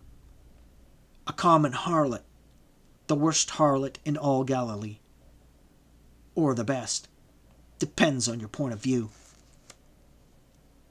I was surprised at the fluency and purity of her Greek. I shouldn't have been. Nearly all the legionaries of the Decapolis cohort were Greeks. In a country like mine, the crossroads of all the world, who has better opportunity or greater need to become polyglot than a whore? "I'd say the best," Pontius Pilate said. But Claudia was gazing at Shulamith with an expression that I shouldn't have been surprised at either. But I was. It seemed to me a combination of admiration and awe. "Pontius," she said gleefully, "you must give her rooms in our apartments. You must." Pilatus lifted a quizzical eyebrow. It was plain that the little Claudia amused him greatly. "And why must I do that, dear?" he said. "So she can teach me things," Claudia squealed. "Oh, Pontius, darling, don't you see the opportunity is priceless?" And now the rage was gone from Shelomith's eyes, entirely gone. What had taken its place was laughter, the wickedest laughter in all the world. "I must say, you're a game girl, aren't you, my lady?" she said. "What is it you want me to teach you?" "Everything!" Claudia exulted. "How to drive a man wild, crazy inside, howling mad, out of his stupid mind." Shalem looked at me, winked one great gorgeous night-black eye. "I'll do my best, my lady," she said.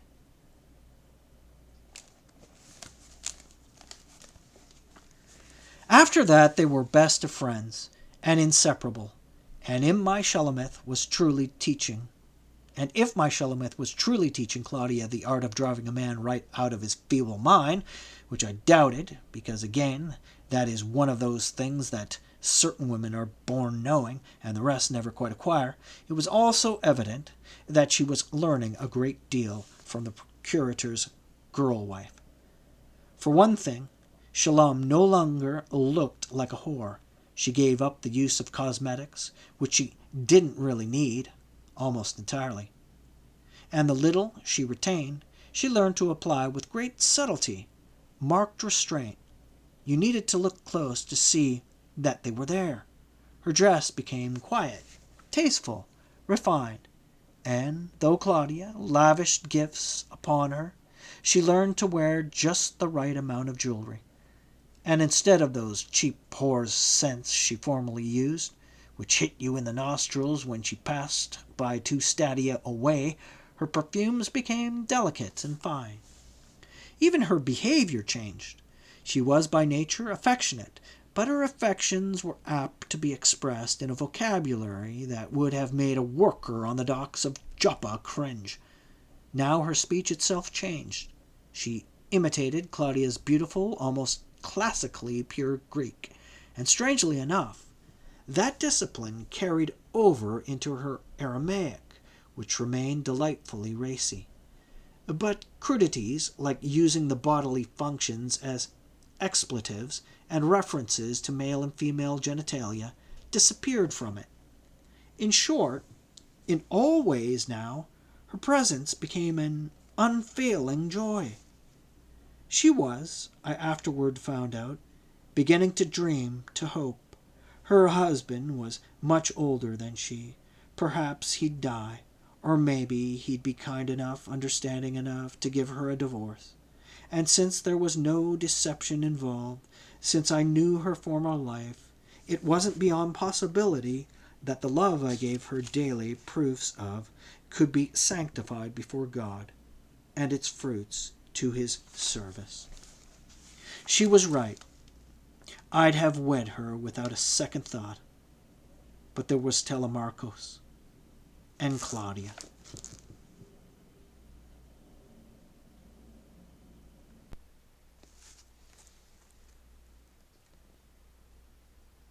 I was 6 weeks abed.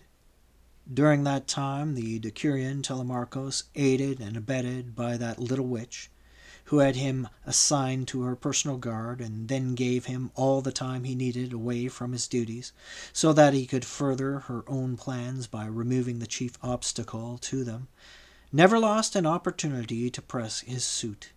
And, thanks to Claudia, opportunities he had in Satan's own plenty. Because he was a tall, striking, handsome man, clever, gay, witty, and fluent. How clever he was, you may judge for yourself from the account I attach here, although I did not know it then, for it was months later, when I learned it from Shelem's own lips, under such terrible circumstances but let me reserve those circumstances until I come to them, for fear of destroying your interest in my tale. Telemarcos had the supreme intelligence not to lie, for lying, like every human act, is neutral. It is the circumstances surrounding it that give it its moral coloring. Only one thing about lying is certain. whether a lie is a kindly act designed to save or salve wounded feelings, or the cruel one deliberately designed to hurt, it is always, without notable exception, stupid. So the decurion came right out and admitted to Shalom he could never marry her because he had a wife and sons already. But he said, "How much better off will you be in a little house covered with rambling roses, a servant to attend you, good food, good wine, clothes, and gifts within the limits of my possibilities, than in Nikos's lupanar?" I'll admit those possibilities aren't great, but Shulamith was only human. She admitted to me frankly, when she told me this bitter tale long after tempted. It was a good life in comparison to the one she'd had, and it was close at hand, while her chances of marrying me, a detail I foolishly insisted upon, were still icily remote. "And Nathan?" she faltered. And here it comes. It seems to me it was that Telemarchus played his masterstroke, a stroke of almost infinite cunning and subtlety. Far from damning me, he praised me to the stars. Lying there in Shalom's arms, beneath the black canopy of the zealot's brigand tent in the Judean desert, listening to her tell it, I found that my rage, my jealousy, were vanquished by my admiration for the absolute brilliance of his tactics. "Nathan is a great man, Shalom," he said solemnly. "Surely he is a genius. Fame awaits him. In fact, it's already beckoning. Do you know his history? He is, on his mother's side at least, of Judea's highest lineage, of the house of Boethus, of the family of the high priest, my poor dear. On his father's, he is of Galilee's noblest line, as well a descendant of the patriot and soldier, Mattathias, from the time of the Maccabees on down. That family has been famous." "So?" Shulamith whispered. "Do you, my poor, forlorn, lovesick girl," Telemarchus said, "believe you have the right to destroy his chances?" "Destroy them?" Shulamith said. "But how could I—" "How couldn't you, poor child?" the decurion said. "Let's consider the fact that being already wed, you can't marry him, can never be more to him than a concubine. He has to marry. He is the last of his line, and owes that duty to his father. What will you do on the day he brings home a bride? Could you bear knowing that the sons you've given him are outcast bastards and can never inherit? What will you do when he stands smiling at her under your Jewish canopy and slips the ring?" "Cut my throat," Shulamith said, "from ear to ear." "Don't be a fool, Shalom. Listen to me. Suppose that, miraculously, your dreams come true, that your husband falls down the front stairs and breaks his neck, or that he wearies of waiting and puts you by with a bill of divorcement. Don't you know, little fool, that all the doors, like this aqueduct of Pilatus, now opening before Nathan, will slam in his face once he's saddled with a wife whose ill fame extends from Beth Anya in Judea through Caesarea on the coast to Capher Nahum in Galilee, the most widely known whore in all the Jewish nation? Don't you know his uncle will cut him off without a temple shekel? Don't you realize that his father, who is the Ab Beth Din, the vice president of the lower Sanhedrin, will be forced to disown him? How many commissions will come his way when people point at him and whisper, 'His wife is Shalom, Shalom the harlot'? How many, I ask you?" "Oh, Telemarchus," Shulamith wailed. He took her in his arms, kissed her right tenderly, whispered, "Come with me now, little Shalom. Let us be off to—" but she tore free of him. "No," she sobbed. "I'll go to Nathan. Tell him." "What, child?" Telemachus said. "Oh, I don't know," Shulamith cried and fled. My luck was at its miserable worst that night, because when she got to the praetorium, she was so troubled that she went first to see Claudia Procula. She confided in her, asked her advice. Need I tell you what counsel dear Claudia gave her? 2 days before the charming interview I've just described to you had been even taken place, they captured Shimeon Zelotes. They brought him before Pilatus, and the procurator, having that very morning seen the sketches I'd made for the proposed aqueduct, decided to offer me the sweet savor of vengeance. But then I could walk about a bit, but the Epitropos physician considered it unwise for me to overdo it, so they brought me down to the judgment hall on a litter. Shimeon the Zealot stood before the procurator's chair. He was in chains. His hair, his beard were matted. His skin was broken in a dozen places by their blows. He was utterly filthy. His stench filled up the hall. He stood there like a boar at bay, and glared at me with his hot black eyes. I could see his nostrils quiver. "Well, Caius Nathanius, my friend," Pontius Pilate said, "what shall we do with this ugly beast? Shall I crucify him outside your bedroom window, so that you may enjoy his groans the while?" "And my curses, traitor!" Shimeon spat. Fortunately for him, he spoke in Aramaic, of which Pilatus understood, at that time, not a word. I looked at Shimeon, and pity entered me like a blade. Pity, and something more. Admiration, perhaps, for his courage, his dignity. Wholehearted sympathy for what he and his were trying to do, however dangerously, suicidally wrong, mistaken their methods were. He had tried to kill me, but I felt no hate for Shimeon Zelotes. He was a patriot, a man. By his light, he'd done his simple duty when he'd stabbed me. Then suddenly it came to me how he might be saved. How, in fact, I might save him. The Romans have absolutely no interest in Jewish crime, as long as the crime is internecine, fratricidal, and has no political connotations whatsoever. For Shimeon Zelotes to stab me to prevent my building Pilatus's aqueduct was a direct attack on Caesar's power, and called for the death sentence. But for him to stab me because...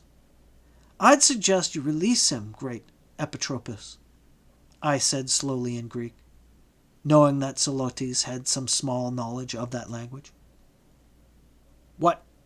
Pilatus said. "You mean..." "That he is not guilty of any crime of such a nature that warrants your august attention, representative of Caesar. He stabbed me, true, but so far it has occurred to nobody to ask why." "Then I ask it," Pilatus said. "Why did he stab you, Nathianus?" I smiled. 3 nights before, he and I said mockingly, met by chance, in the hall of Nikos Lupanar. You've seen Shalom, so you won't doubt me when I tell you he was inflamed with desire for her. "And?" Pilatus said. "There's no accounting for taste, noble procurator. She chose to go upstairs with me." Pilatus threw back his head and roared. "And for that he butchered you like a calf?" he said. "A most excellent reason, don't you think, Epitropos? Especially since on the occasion of the plain and fancy carving of my poor hide, he met Shalom and me coming out of the woods under such, circumstances as would suggest, at least to a man of his fiery temperament, that we had just repeated the offense." Pilatus fairly rocked with laughter. "By Vulcan, this is rich." He turned to Zelotes. "I say, you bloody beggar, If I turn you loose, as Nathianus here suggests, do you promise to leave his skin unperforated in the future?" Shimeon turned his hot little eyes on me. "Nathan," he said, "do I understand aright? Is he going to free me?" "Yes, Shimeon, my friend," I said. "You call me friend." "Let's not talk about it now, Shimeon. Do you promise not to try to kill me any more?" "To kill me? To kill you?" "By Sheol, boy, from now on, I'm your slave." I turned back to Pilatus. "He faintly promises to leave my hide intact," I said solemnly. "Well, O representative of Caesar?" "Release him," Pontius Pilate said.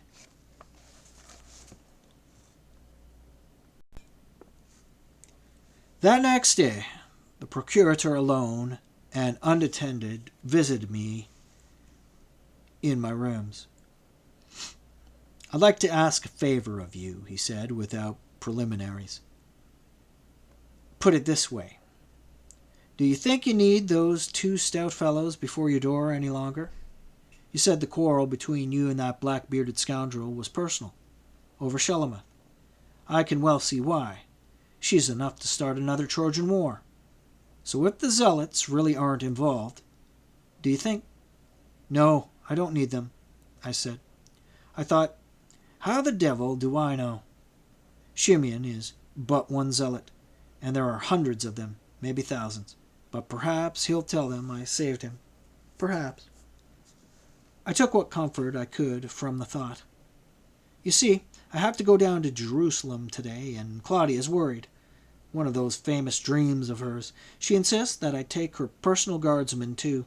Swears that if anyone tries to enter her rooms, she'll set Shelom on them. Tell me, Caius Nathanius, is that wild creature as fierce as she looks? Fiercer, I said. You've survived. He laughed and turned serious again. I'm not a believer in dreams, but Claudia's has the point that it coincides with what my spies tell me. There's marked unrest in Jerusalem, and I have to say, there's a whole week. I could, of course, call on other units, but frankly, I don't trust them. Local beggars, so who knows? That's why I'm taking the cohors Italica full strength. Of course, if you feel insecure, I'll send you a couple of the Sebastians. Pontius, I said then dryly, I'm a Jew. Your Sebastians are Samaritans. Send me zealots instead. I'd feel safer.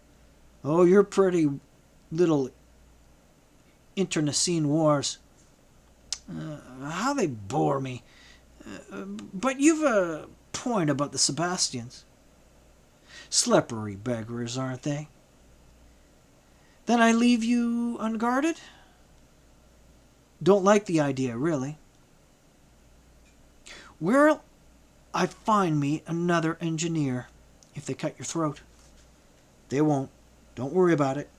Tell me, why do you go to Jerusalem, Lucius Pontius? I said. To procure funds for our aqueduct, Nathianus. You don't imagine that miserly old skinflint in Rome would advance me moneys to so favor Jerusalem, do you? And by Pluto, your priestly rulers equal him. You'd never think that they'd be reluctant to finance an aqueduct? Why not, Pilatus?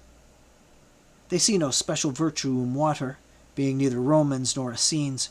Tell them you're going to build a temple to the one true God, entirely free of icons and images, and see how fast they'll cover you with gold. The one true God must have sealed nostrils and an iron stomach, Pilatus sighed, if he could stand his people's stench. But by high Olympus, I mean to clean the beggars up, to civilize them if possible. If such is possible. How, Lucius Pontifex? I asked him quietly. Would you teach them to throw naked, weaponless men to famished lions? To make whole armies of captive butcher each other for no other reason than to amuse the plebs?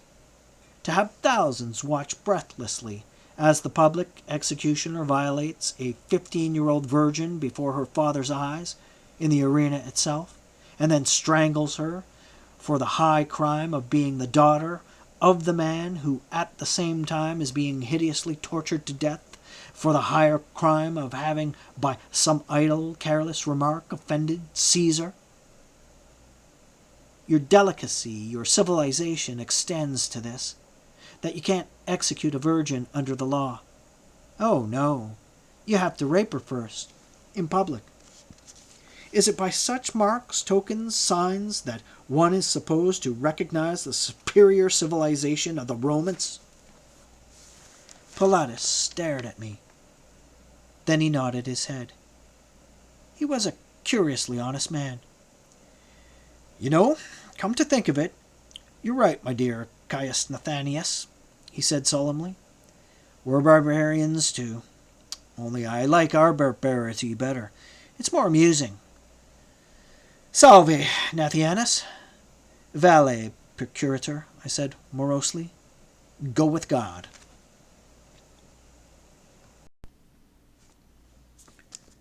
That next day, I lay fretfully abed, wondering why Shulamith hadn't come to kiss me good night, as she always did. The reason she hadn't was that Telemarchos had upset her so with his absolutely truthful, mercilessly accurate analysis of the situation in which we found ourselves, that she wandered about for hours trying to think a labor for which she was singularly ill-fitted. She was made to be, to feel, which was enough and a glory. And after that, she consulted Claudia Procula, that treacherous little bitch. I remember there was no moon. The night was thick, hot, oppressive, blacker than the pit. The oil in my lamp burned out, leaving an acrid stink lingering on the air. I hadn't any more oil. I'll ask Shillam to bring me some, I thought uneasily, when she comes. Because she had never failed to visit me before. Never.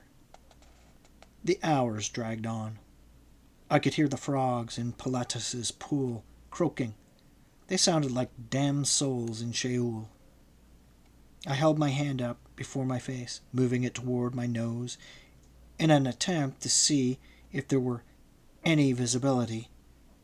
But it smacked against my nose, and I couldn't see my fingers. Then the hinges of my door creaked. I heard it groan open. I saw, no, not saw, perceived, realized, because without light, sight is impossible, that the lamp in the hall had gone out too. It hadn't really been much bigger than my own, and holding oil enough to last all night. It had been capped, extinguished, but I didn't know that then. I felt sensed a figure glide, drift into my room, black upon blackness, a shadow moving. The hinges creaked again. I heard the sodden little thud as she closed my door. She, because my wondrous great Jewish beak had come into the play. I smelled perfume and woman's flesh. Perfectly clean, recently bathed woman's flesh. So recently that the smell of olive oil soap was even stronger than her perfume. And when a woman came directly from her bath to a man's room, that meant... I concentrated upon that perfume, recognized it. It was the kind that Shalom always wore now, a quiet, delicate scent.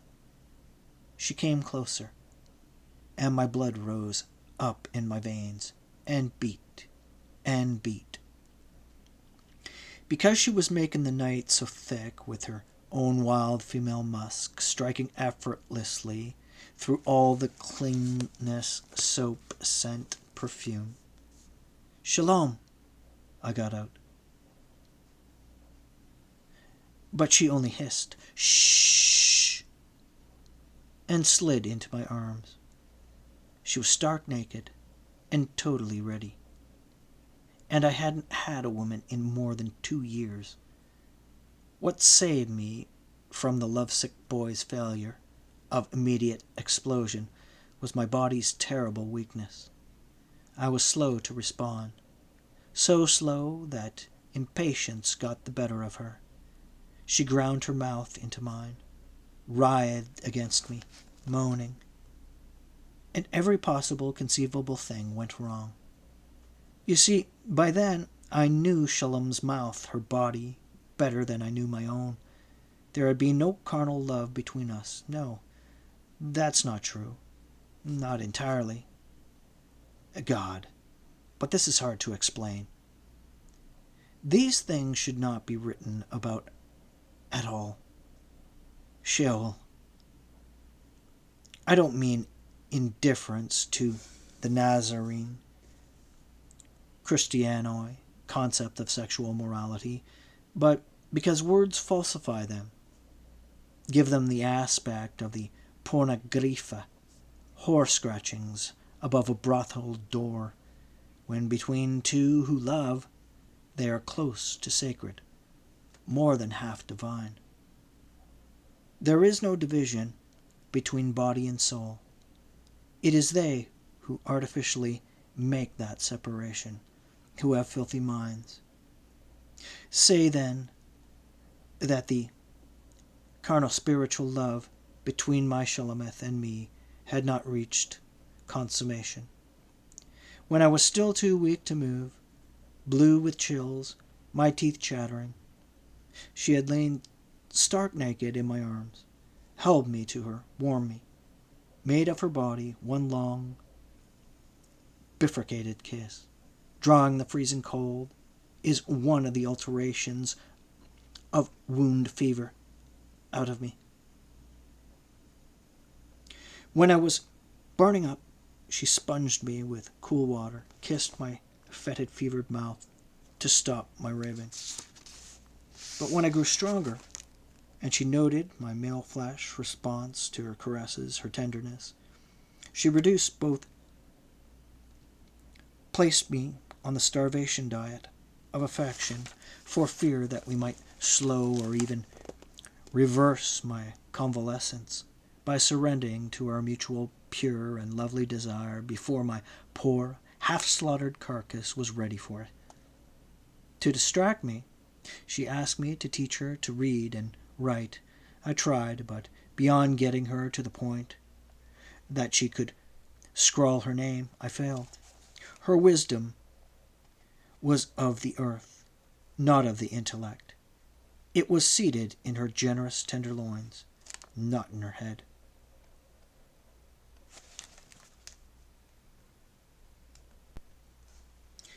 All right. All right? You're convinced now that I could know tactily Shalom's body without actual sin, especially in my sense of the word, by which I mean I had never violated, humiliated, shamed the person that she was?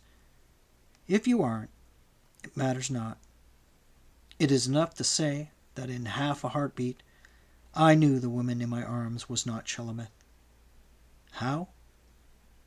For one thing, her lips were thin, cruel, thin like all the white-skinned races. Her skin had that faintly soured, milky smell that I'd been able to endure even in Helvetia, only because I loved her.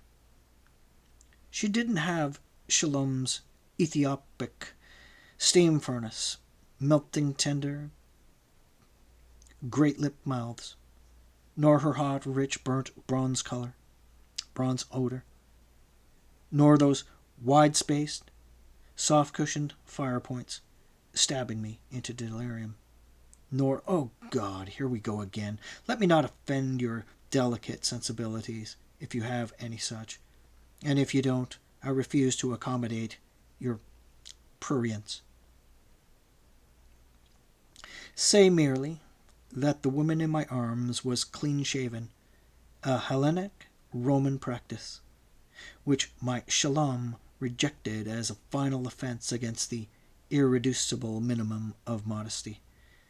If God had meant for us to be naked as babies, he would have let us stay that way, Nathan, she said. But he doesn't. Not after we're 12 years old. So I held clasped to me an intruder, a woman who had no idea what I was like, who thought I could be used. There was no more deadly insult. I shoved her away from me hard, got up from there, groped on my table for my flint, my steel, my lamp, struck down a shower of sparks upon the wick. It smoldered red, went out. Then I remembered that all the oil was gone. The one in the hall has oil. That soft, sweet girl's voice said, I put it out. Wait, I'll get it for you. Give me your fire-maker things. Won't you, Nathanias, darling? I stood there frozen, because my life was over, entirely over. Within a week, or perhaps a little more, I knew. I'd be groaning on another cross, with no possibility of being taken down while yet I lived. Claudia, I said. She came to me then, straight to me. Perhaps being the witch she was, she could see in the dark. Went up on tiptoe, kissed my mouth. Who else? She said. Were you so great a fool as not to know? What? I groaned. That I love you. That the first time I saw you, I matter. No matter. Give me your fire things, Nathan. I gave them to her. Heard her girlish skip and scamper as she went. Heard the door hinges groan, and after that, the sharp little splat and splatter of flint striking steel. She came through the door with the lighted lantern in her hand. Her hair was loose. It hung down about her shoulders. The lantern poured warm, yellow light upward into her face. She was a Claudian, and her father surely must have been a handsome man, because for all her promiscuity, Julia's taste was good, which meant that she was lovely.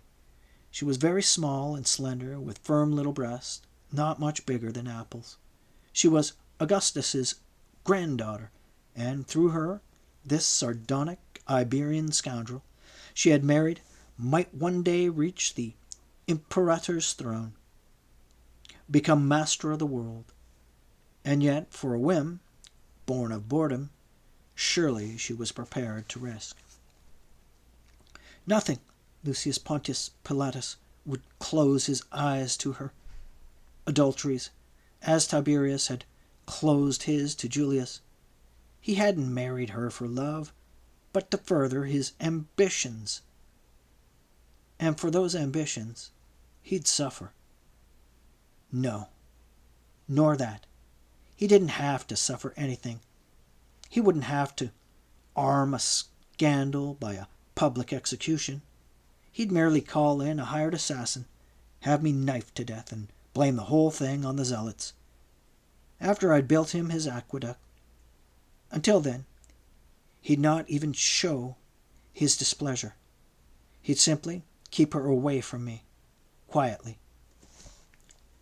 She put the lantern down on the night table and turned to me.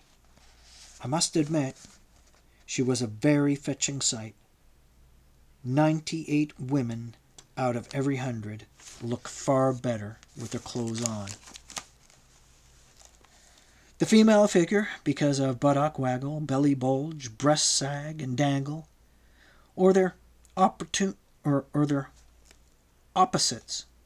One of flesh, pipe stem, arms and legs, thighs. You could drive an ox cart through. No breast at all. Usually needs the help, the concealment, the disguise of clothing.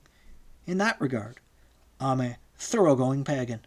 No woman ever interested me for 5 minutes who couldn't have gone proudly, arrogantly, naked, under a noonday sun. Helvetia, Shulamith, and now Claudia. Nathan, she breathed, kiss me. No, I growled. Why not? My lady Claudia, I began. She stamped her foot. Don't call me my lady, she said. Then what shall I call you? I said. Anything you like, except that. Call me something sweet. No, call me something exciting. Such as? Concubine, slut, bitch, strumpet, harlot, whore. She said those words with a sweet and childish patrician lisp that made them doubly awful. I glared at her. Meretrice, prostibula, lupa, doris, bustiara, scorta, eretica, ambulatrice, natuluca, galena, foraria, blita, diabolaya, quadrantaria. She chanted in her soft, delicate little girl's soprano. You know what those words mean? No? Well, you won't from me, beyond the generality that they were the names of the different classifications of the whores of Rome, in descending order, both according to the filthiness of the perversions they were willing to practice and their price. This child, this sweet child of imperial line, with the blood of divine Augustus coursing through her veins, could never have even heard of those utter obscenities, much less have known what they meant. But she did, and also how to go about the nauseous acts involved with sickening expertness. Oh yes, I found that out. But not that night. I've never denied being the sensual swine I am, but there are limits even to swinishness. She locked her slim arms about my neck, glued her sweet child's mouth wide open, of course, with her hot little tongue busily thrusting into mine. I tore away, glanced at the door. She loosed a peal of pure delighted laughter. Don't worry about her, darling, she giggled. She won't come, not tonight, not ever, for that matter. I dug my fingers into the soft milky whiteness of her shoulders, thrust her an arm's length away from me, held her there. What in black Hades' name do you mean, Claudia? I said. She sighed. Now I'll have to prove it to you. And I didn't want to. It would have been ever so much nicer if you'd loved me for myself. All right. Turn me loose, Nathan. I turned her loose. She went to the door, stopped at the table beside it. The table that held the Roman copy of the Aphrodite by your greatest sculptor. You know it. The one that's distorted into the ugliest, most indecent posture possible because she's shown trying to cover all her strategic areas with her arms and hands. You fools! Don't you know that everything a beautiful woman has is beautiful? Claudia put out her hand and picked up a little scroll. Evidently she had laid it there between Aphrodite's feet when she'd come into my bedroom in the dark. She came back slowly, quietly, imitating, I was sure, Shulamith's divinity provocative way of walking. She did it well. It was at least amusing. She extended the scroll to me. I took it from her hand, unrolled it. The hand was strange. A slave scribe's, of course. I've told you, I think of my failure to teach Shulamith to do more than scrawl her name. I glanced at the bottom of the scroll. That was hers, all right. The signature, I mean. It was her back-slanted, uneven, sprawling scribble. The letters of different sizes, ill-formed and childish. I read. My own. I am going away with a man. I don't love him. I love you. But I cannot ruin your life. That's all I would do if I stayed. So forgive and forget her who will stop loving you the day they put the silver shekels on her eyes to hold them shut. Maybe not even then, if the Perushim have it right. Forever, your Shalom. She'd looked at it, tried to read it before she'd set it off to me, because it was blotched and spotted with her tears. I sat down then. I had to. I couldn't stand up. I bent my head and cried noisily, terribly, like a wounded ass braying out my grief, my sorrow against the night. Claudia sat down beside me, put one arm around my neck, rested her delicate little head against my shoulder. "Poor Nathan! Poor Nathan," she said, and wept too, moved by my naked heart. "I swear to you that nothing at all happened that night, nor the next, nor the next. It wasn't until the night before Pilatus's return that I allowed myself to be elevated to the imposing position of his wife's official lover. I was not made of iron. The hurt, the grief, the rage in me needed some surcease, some relief, if nothing more original than thrusting mindlessly into Claudia's scalding, undulant, wildly twisting loins, closing my ears against her allogonatic screams, arming my tortured nerves, my lacerating flesh, against the red murder in her teeth and nails. For that, this granddaughter of emperors served, as well as any other harlot would have, I suppose. Perhaps better, for harlots sometimes complicate matters by having hearts.